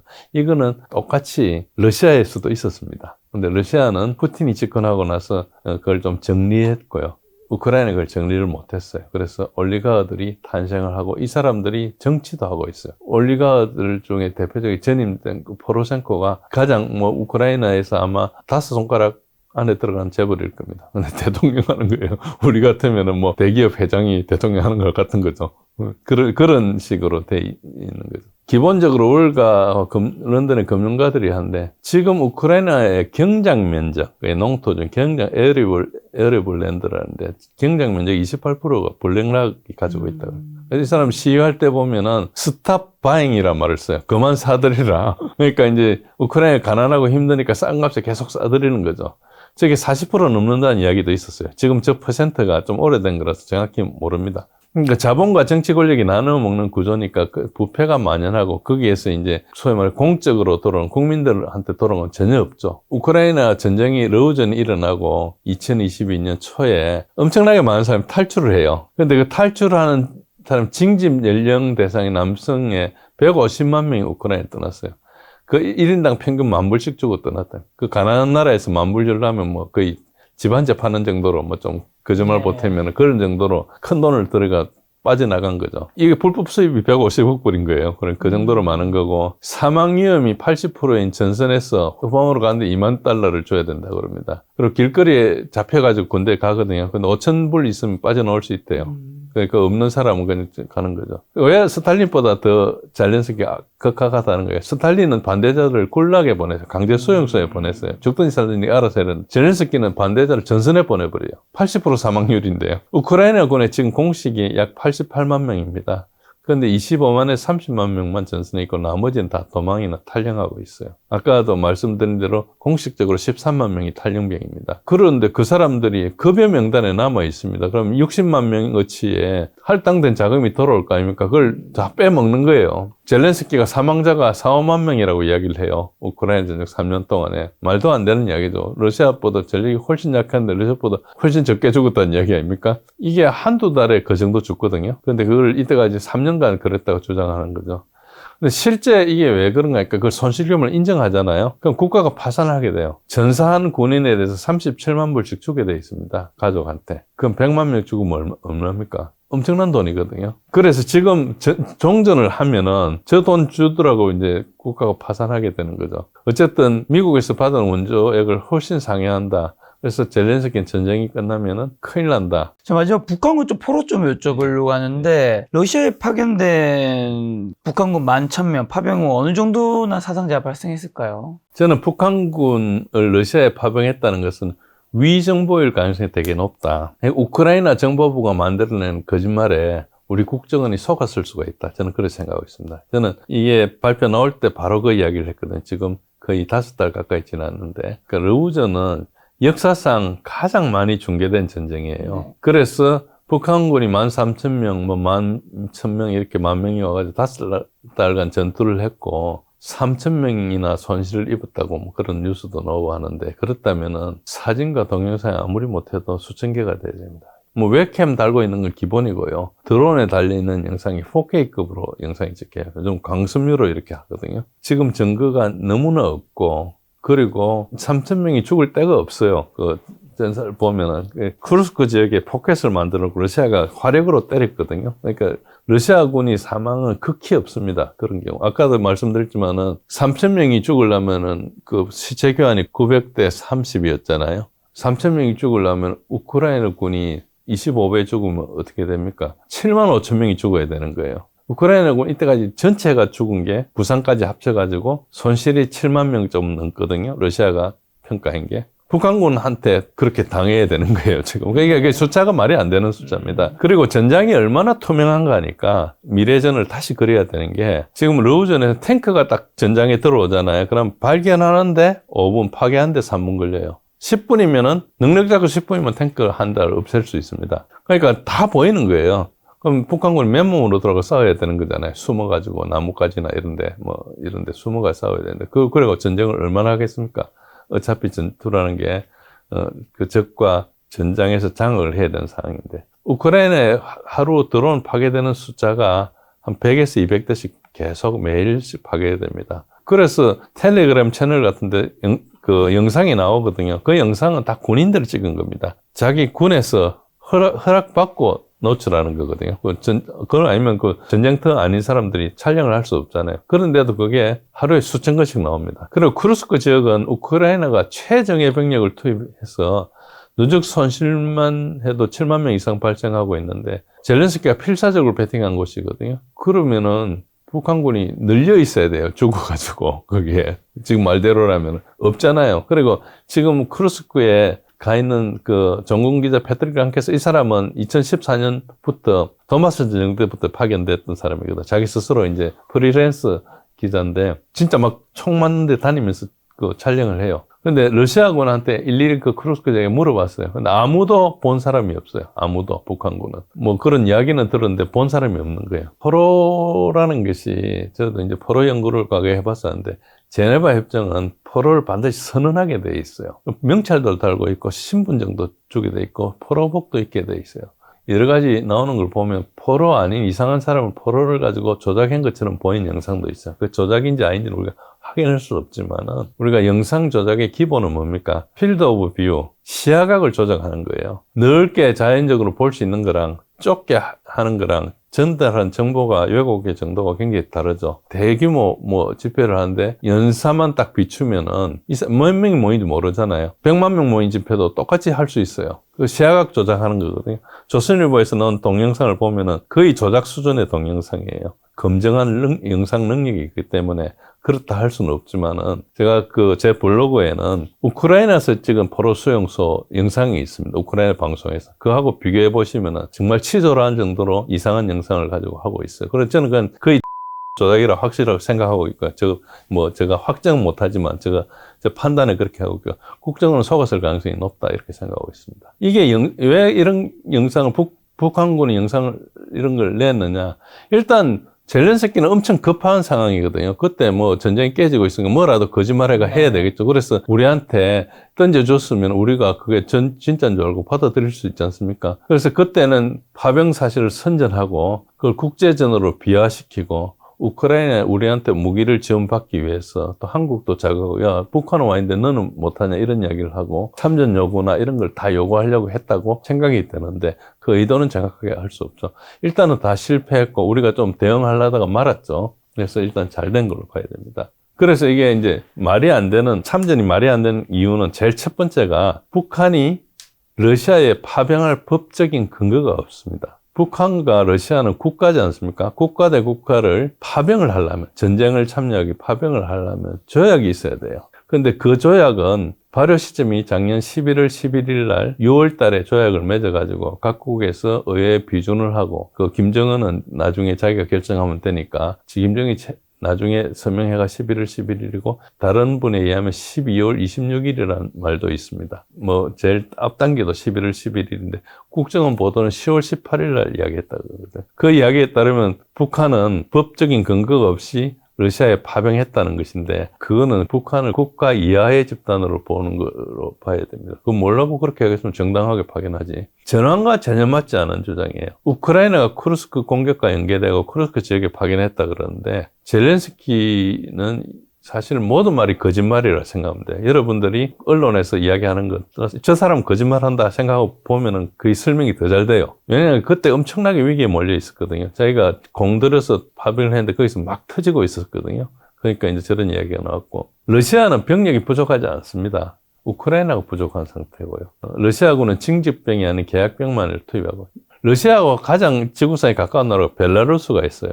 벨라루스에 군대를 요청하지 왜 북한에 군대를 요청하겠어요? 아니 김정은하고 가까워도 벨라루스 루카센코하고 가깝지는 않잖아요. 그 벨라루스 같은 나라였고 옛날 소련 시절이었는데 근데 그 병력 놔둬놓고 북한한테 그 꼴란 13,000명 하려고 하겠어요? 이게 자세히 보면 말이 안 되는 이야기입니다. 그리고 북한군은 러시아하고 연합작전을 수행할 능력이 없어요. 현대전에 대해서 이해가 부족한 사람이 북한군에 와서 뭘 할 거라는데 북한이 거기 와서 나무 떼고 뭐 진지 구축하고 이런 건 할 수 있어도 현대전은 할 수 없어요. 현대는 극한 네트워크가 있는 거거든요. 우리가 아프리카에서 뭐 이렇게 와가지고 갑자기 원시 시대에 살다가 여기 와가 현대전 컴퓨터 써봐라 했는데 배우는데 며칠 걸립니다. 최소한 컴퓨터 까는 데는 훨씬 더 오래 걸릴 거고요. 뭘 할 수가 없어요. 나이가 좀 들면은 버전업 하는 것도 벅차가지고 그거 안 하고 있는 사람들 되게 많고 앱 같은데 그거 바꾸고 나면 새로운 기능을 공부해야 될까 봐 이렇게. 그러니까 이게 현대전이란 게 그야말로 우리가 컴퓨터 게임 같은 거 많이 해본 사람은 현대전을 잘 할 수 있지만은 그렇지 않은 구세대들은 잘 못하거든요. 뭐 단순한 일을 하지만은 그 합동작전 그러니까 통합작전 수행 능력은 되게 어려운 거예요. 훈련도 많이 받아야 되고. 그리고 소모전에서 중요한 것은 손실 교환비입니다. 병력 자체가 중요한 게 아니에요. 상대방보다 내가 얼마나 적게 희생당하느냐가 확실해야지 소모전을 할 수 있어. 안 그러면 내가 위험을 무릅쓰고라도 덤비겠죠. 그래서 이게 병력이 중요한 게 아닙니다. 러시아는 자기 병력이 많이 남아있는데 투입 안 하고 있어요. 그리고 푸틴의 체면을 생각해서 이 사람이 전쟁을 할 때는 나토하고 붙을 생각을 했는데 우크라이나하고 좀 붙다가 모자라가지고 북한한테 병력을 요청한다. 이게 상식적으로 말이 안 되는 이야기죠. 그리고 러시아 입장에서 북한한테 그 꼴란 쿠르스크에 잠시 해달라고 하는 거 책임보험 파는 거거든요. 한반도에 문제가 생기면 러시아가 그 13,000명가 되겠습니까? 비행기도 오늘 온 거 다 보내야 될 거 아닙니까? 국제전은 각오하고. 그 일을 하겠어요? 그런 건 아니거든요. 그래서 그런 식으로 이야기한다는 것 자체가 굉장히 수준 낮은 사람들이 하는 이야기예요. 이게 전쟁을 전혀 모르는 사람이 하는 이야기고 그 떡밥에 물려가지고 한 사람도 전쟁을 모르는 사람이 저는 했다고 생각합니다. 그러니까 속았겠죠. 그리고 그걸 보도하는 그런 사람들도 전쟁에 대한 이해가 전혀 없거나 같이 속이고 있거나 그 둘 중에 하나라고 봐야 됩니다. 그럼 러우 전쟁에 대한 한국 사람들이 가장 큰 착각은 뭘까요? 예, 이 전쟁은 처음부터 끝까지 여러분이 속은 걸로 보시면 됩니다. 왜 그런가 하니까 이 전쟁 자체가 내러티브전이에요. 아까 말씀드린 대로 전장의 정확한 내용을 말하면은 서방에서 수행할 수가 없는 전쟁이었어요. 그리고 서방에서는 러시아를 공격해 이기겠다는 게 전쟁의 목표가 아닙니다. 전쟁을 오래 끌어가지고 러시아의 경제력을 피폐시키겠다는 게 목표였어요. 그러면은 결국은 그 경제력이 떨어지면 내부의 민심이 엄청 나빠지지 않겠습니까? 그러면 푸틴을 제거하겠죠. 뭐 정적들이 일어나거나 반대가 일어나거나 그래서 이제 갈아치우겠다. 이게 이제 목표였어요. 그게 미국 랜드 보고서 2019년 보고서에 명시되어 있습니다. 그래서 처음부터 우크라이나는 작전 목표 없이 그냥 한 거예요, 전쟁을. 그래서 이게 끌려 들어간 게 잘못이죠. 그래서 그러다 보니까 온갖 거짓말을 해야 돼요. 정확하게 전쟁을 왜 하느냐 이야기를 하고 러시아를 힘들게 하겠다 그러면 러시아가 뭔 잘못했는데 이때부터 이제 나오지 않겠습니까? 그러면 이제 전쟁 자체가 안 되는 거죠. 국회에서 의회에서 돈도 못 들고 예를 들어 우리나라 와서 지원 받는데도 지원이 안 됐을 거예요. 사실상 알았으면은. 그런데 그때는 다들 몰랐기 때문에 이제 속은 거죠. 우리가 속아 넘어갔다 생각하면 됩니다. 그런데 속고 나니까 사실 속은 것도 맨 처음에 문재인 정부부터 속았거든요. 근데 그 직후에 또 우리 윤석열 정부로 바뀌면서 하는 사이에 우리는 이제 그냥 판단도 못하고 끌려 들어간 거죠. 우리가 이걸 교훈 삼아서 앞으로 외교적으로 결정해야 될 일이 많고요. 이 거짓말들이 본격적으로 드러난 게는 머스크가 들어와가지고 다지라는 그 임시정부 기관을 유지하면서 USAID를 통해서 서방 언론에 돈을 주고 했다는 게 다 드러났어요. 그게 수백억 불을 줬거든요. 그리고 영국의 BBC 같은 국영방송도 미국에 뇌물 받고 거짓 방송인 게 다 드러났어요. 즉, 돈 받은 데가 저거 말고 한도 끝도 없습니다. 미국의 방송들은 대부분 재벌들이 가지고 있죠. 예를 들어서 워싱턴 포스트 이라면은 이제 아마존 베조스가 가지고 있지 않습니까? 그리고 MSNBC는 누구 가지고 있죠? 빌 게이츠가 가지고 있죠. 저런 식으로 재벌들이 가지고 있으니까 이건 자기네들 글로벌리스트니까 한통 속이라서 그렇게 했을 거고. 그 외에도 페이스북이나 이런 사람들이 거짓했다는 게 다 드러났죠. 네. 그래서 이거 처음부터 끝까지 거짓말한 겁니다. 우리 언론은 돈을 뿌렸을 수도 있죠. 우리가 알 수가 없는데, 그건 다른 나라들이 하니까 그렇게 막연히 그렇게 하겠구나 추측을 하는 거지만 아니면 우리 언론이 영세해가지고 해외에 나오는 정보 보고 그냥 번역해가지고 그냥 기사를 뿌렸을 수도 있고, 그 사건은 모릅니다. 그러나 결과적으로 같은 내용이거든요. 서방 언론의 같은 내용이고, 지금 이제 트럼프가 들어오면서 사실이 드러나니까 출구 전략을 하고 있고 물타기를 하고 있습니다. 지금 뉴욕 타임즈가 29일자부터 자꾸 텔레그래프가 그걸 받아가지고 영국 언론이죠. 약간 보도를 하고 있습니다. 이 사람들이 회개하는 게 아니고요. 그 보고하는 것은 약간 물타기로 이렇게 자기네들도 비밀을 좀 추적해봤다. 이때까지 모르고 속은 것처럼 이렇게 이야기하고 있는데 사실은 자기네 나서가 했고요. 여튼 처음부터 이것은 끝까지 미국이 수행한 전쟁이고 우크라이나는 부동산과 몸만 빌려줬다 이렇게 생각하면 됩니다. 그래서 지금 제가 말씀드린 것은 음모론이 아니고 다 사실입니다. 몇 개 추정한 거 빼놓고 대부분 판결에서 확인됐거나 실토했거나 그리고 데이터가 있는 것들입니다. 그래서 이런 것들이 많은 사람들이 러시아가 침공하고 이렇게 생각하지 젤렌스키가 2021년 3월 24일 공격명령을 내렸다는 사실 자체를 알고 있지 못하고요. 그리고 이게 선제 공격 성격이라든지 아까 말씀드린 대로 R2P 같은 인종보호라는 명분으로 개입했다는 사실도 모르고 있습니다. 왜 보도하지 않거든요. 그 보도하면은 푸틴의 입장만 올라가지 않겠습니까? 그러니까 안 하고 있는 거죠. 전쟁을 하다 보니까 자기한테 유리하게 판단하기 위해서 언론전을 할 수는 있지만은 우리도 소위 말하는 내러티브전의 한가운데 있어서 우리도 속아요. 우리가 속지 않으면 전쟁을 할 수 없게 되면 국민을 속여야 되는 거죠. 그러니까 서방 나라들이 그렇게 보고 있고요. 어쨌든, 공직자들이 항상 도발을 하지 않는데 공격했다는 것을 복창을 했어요. 이 자체가 거짓말이라는 거죠. 정전이 되고 나면은 우리가 우크라이나 재건 사업을 할 거냐 이런 이야기를 하는데 그거는 그럴 수도 있고 우리한테 중요한 관심이기도 하지만은 일단 정전이 돼도 재건이 안 될 수도 있다는 사실을 생각해야 돼요. 그래서 2차 대전 때는 미국이 마샬 플랜을 할 정도로 미국의 경제가 생생했고 유럽은 다 망가졌어요. 근데 지금은 각국이 너무 빚이 많아가지고 미국이나 유럽이 빚이 얼마나 많습니까? 제일 그래도 튼튼한 경제가 독일 경제인데 한 60% 이상 되거든요. 그러니까 재건 자금이 없어요. 지금 전쟁하겠다고 유로에서 8천억 불 본드를 발행하느니 마느니 하고 뭐 1조 5천억 불을 독일에서 투입하겠다고 몰츠가 신임 총리 예정자가 그렇게 이야기하고 있는데, 실제로 지금 당장 종전한다면은 재건 들어갈 수 있냐 이런 이야기인데, 지금 당장 종전도 굉장히 어렵다는 걸 알 수 있습니다. 그래서 현 상태가 종전하기 좋은 상태는 아니고요. 결국 만약에 지금 종전해가지고 재건한다면은 내가 재건하겠습니다 손 들면 그래 네 돈으로 해라 이렇게 할 가능성이 많아요. 그래서 우리 정부가 그걸 보증을 쓰고 뭐 우리가 폴란드한테 무기를 팔면서 이제 폴란드가 돈이 없으니까 이제 우리가 돈을 빌려주는 식으로 했지 않습니까? 그런 식으로 할 가능성이 많아요. 그럼 우리 국가 재정이 상당히 위험에 노출되는 상황이 되겠죠. 거기서 얼마나 이익을 건질 수 있을지 모르지만 그게 이제 남는 건지는 우리 계산해 봐야 되고요. 그리고 지금, 우크라이나 종전이 쉽지 않은 중에 하나가 노보로시아를 다 점령해버리면 우크라이나가 남는 땅은 폴란드 땅이 좀 많이 있어요. 폴란드가 그걸 땅을 차지할 가능성이 큽니다. 국제 분쟁이 될 가능성이 좀 있어요. 지금은 전혀 그렇지 않거든요.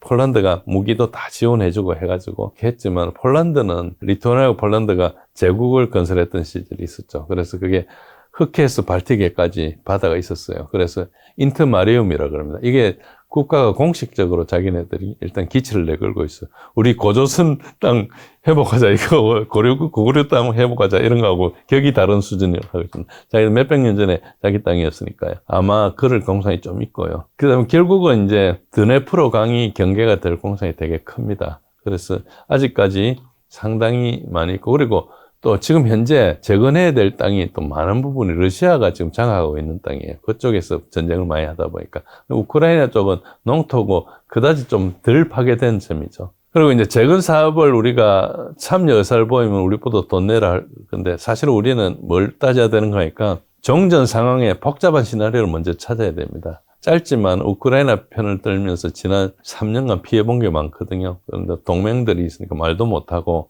사업하는 분들은 손해를 많이 봤죠. 철수하면서. 그래서 뭐 지금 사업을 재개해가 LG 같은 데 들어간다 그러고 뭐 이렇게 여러 가지 들어가려고 그러는데, 뭐 우리가 우크라이나에 대해서 지원해준 목록에 따지면 좀 하위이기는 하위입니다. 우리가 뭐 미국의 포탄을 이렇게 줬고, 공식적으로는 우크라이나에 준 게 아니거든요. 우리가 미국에 포탄을 줬고, 미국이 자기 포탄을 우크라이나에 준 거니까. 러시아는 우리가 준 걸로 강산하겠지만은, 뭐, 좀 그런 정도고요. 그렇지만은 이제, 여러 가지로 비우호 국가로 지정돼 있고, 뭐, 그렇게 나쁜 관계는 아닌데, 일단은 러시아 소비자들의 마음을 잃었을 가능성이 좀 있어요. 그래서 일단 우리가 외교 관계를 회복하는 게 중요하다. 그래서 뭐, 힘든 상황이지만 우리가 미국이나 서방 눈치도 봐야 되지만, 그래도 우리가 할 수 있는 범위 내에서 운신의 폭을 좀 가지는 게 중요하다. 그게 더 중요하지. 지금 재건 사업을 하느냐 마느냐 이거는 그 다음이다. 그래서 그걸 먼저 했으면 좋겠습니다. 자, 저희 김작가 TV에 처음 나오셔서 긴 얘기 해주셨는데 꼭 저희 시청자분들 꼭 마지막 하시고 싶은 말씀 있다면요. 여튼 처음 출연해가지고 시청자님들께 뵙게 돼서 감사드리고요. 뭐 오늘 한 이야기가 좀 충격적일 수도 있고, 또 이미 이제 많은 분들이 알고 계실 수도 있습니다. 우리가 이제 이게 내러티브의 한가운데 있기 때문에 우리가 항상 언론이 객관적으로 평가하기를 기다려야 하는 건 좀 힘듭니다. 그러니까 언론은 마니타이제이션을 해야 돼요. 돈을 벌어야지 운영을 하지 않습니까? 그래서 한계가 있어요. 어떤 데는 광고주 한계도 있고 뭐 이런저런 한계가 있기 때문에 자유롭지 못하지만, 우리같이 일반 분석가들이나 이런 대한 언론은 조금 더 자연스러울 수 있으니까 우리가 좀 권위는 없지만은 그래도 이런 이야기도 있구나, 이럴 수도 있겠구나, 이 정도로라도 받아들여 주시면 좋겠고요. 제가 오늘 드린 말씀은 수치는 좀 추정할 수밖에 없었어요. 공식 발표한 게 없으니까 어떤 범위를 추정했지만, 그 내에는 과거에는 음모론으로 지적됐는데 대부분 다 밝혀진 사실입니다. 제가 근거 없이 한 이야기는 거의 없습니다. 뭐 정언 같은 거는 카드라하고 옮긴 거고 제가 하는 이야기는 아니까 했지만 대부분 그렇고요. 그리고 RFK 주니어, 지금 미국 보건부 장관을 하고 있죠. 케네디 대통령의 조카 RFK 주니어는 프로젝트 우크라이나가 사상 최대 돈 세탁 사건이라고 이야기했습니다. 그 증거가 드러나고 있고, 미국의 돈 세탁의 일범이 누굽니까? 조 바이든입니다. 조 바이든 아들 헌터 바이든. 그 랩탑이 선거 전에 공개된 거 막아가지고 어쨌든 트럼프 당선이 안 되게 했던 거죠. 그 FBI 51명 다 조사받고 있고요. 지금 우크라이나전 가지고 돈 벌었던 사람들 있거든요. 그 외교 횡령으로 우크라이나에 간 돈 이렇게 들고 들어온 사람들, 이 사람들 다 조사하고 있고, 시간이 오래 걸리지만 엄청나게 돈 문제가 밝혀질 겁니다. 이게 근겁지 않은 이야기가 전혀 아니고요. 그래서 이게 엄청나게 우크라이나 전이라는 게 구린내 나는 거다. 언론에서 봤듯이 민주주의와 자본주의의 대결이다. 이런 게 아니고 지금 여기 엄청난 돈이 연결돼 있고 세계 금권 세력과 자기 그걸 뭐 지키라는 이런 것 사이에 이제 전쟁이라고 볼 수 있고요. 그렇지만 여러분들이 그동안에 속아왔다 했어. 제 말이 맞다고 갑자기 믿을 수 있는 것도 아니고, 뭐 저 말 듣고 처음에는 거부하고 듣기 싫을 겁니다. 앞으로 이제 러우즈는 우리 현재도 그렇고 앞으로 국가의 향방에 큰 영향을 미칠 겁니다. 그래서 우리가 합리적인 힘든 선택도 앞두고 있기 때문에 객관적인 사실은 가급적 받아들이고 뭐 생각을 좀 수정하고 네. 뭐 힘들더라도 이렇게 하는 것이 조금 현명할 거라 생각합니다. 앞으로 세계 질서가 굉장히 바뀔 분기점에 있는 게 러우 전쟁이거든요. 그래서 객관적인 사실을 가급적 알려고 힘드시더라도 하는 게 좋을 거로 생각합니다. 네. 교수님 말씀드리면서 한 가지만 여쭤보고 이제 보내드리면 아까 전에 북한군이 이제 러시아 우크라이나 전쟁에 이제 들어온 게 아니다라고 코멘트 해주셨는데 우리나라 국정원도 있지만 미국도 북한군이 들어왔다고 이제 확인했다 뭐 이런 식의 얘기를 뉴스를 많이 봤던 것 같은데 그것조차 아니라고 생각하시는 건가요, 교수님? 그래서 제가 미국이 어떻게 그걸 하는지 쭉 그 추적한 거 제 블로그에 보면 있습니다. 미국이 한참 미루다가 나중에 받아들여요. 받아들이는 게 이제 정보 평가라 해가지고 뭐 그때 오스틴 장관이 I believe 이런 말을 써요. 정확하게 증거를 제시한 건 아니거든요. 그런데 미국이 이 전쟁의 내러티브 전에 계속 거짓말을 해왔어요. 미국이 이게 사실인지 거짓말인지 따진다면은 이해 충돌의 입장에 있다. 그래서 네. 우리가 생각을 유연하게 해서 바라보면 미국 말도 그다지 믿을 게 못 된다. 네. 그리고 그 사람들 다 물러났어요. 그리고 북한군에 대해서 나중에 문제가 되면 우리가 정보 판단에 오류가 있었다. 이러면 끝이는 거죠. 정보라는 것은 통계적인 행위거든요. 그래서 항상 확률이 있는 겁니다. 우리가 뭐 100% 확실한 것만 정보를 알 수 없잖아요. 한 50%라도 필요하면 일단 이야기해야 되고 어떤 데는 30%라도 이야기를 해야 돼요. 그러니까 정보 판단이라는 건 항상 실수가 있는 거고 그 실수 자체가 잘못된 건 아닙니다. 우리 국정원에서 최선을 다해서 한 걸 수 있어요. 우방을 통해서 정보가 오는데 그걸 발표 안 할 수가 있겠어요? 그래서 속아 넘어갔을 수 있다는 게 정보란 영역이 원래 그런 거다는 것입니다. 알겠습니다. 시간이 지나면 오늘 교수님 말씀하신 내용들이 그리고 러우 전쟁에 우리가 몰랐던 것들이 더 다 사실로 좀 밝혀질 수 있지 않을까 싶었습니다. 다음번에 러우 전쟁에 관련된 이슈가 생기면 교수님 모시고 좋은 얘기 들어보도록 하겠습니다. 얼마내의 손님은 진재희 교수님이었습니다. 지금까지 여러분 소중한 시간 함께해 주셔서 정말 감사합니다. 오늘도 김 작가였습니다. 고생 많으셨습니다. 고맙습니다.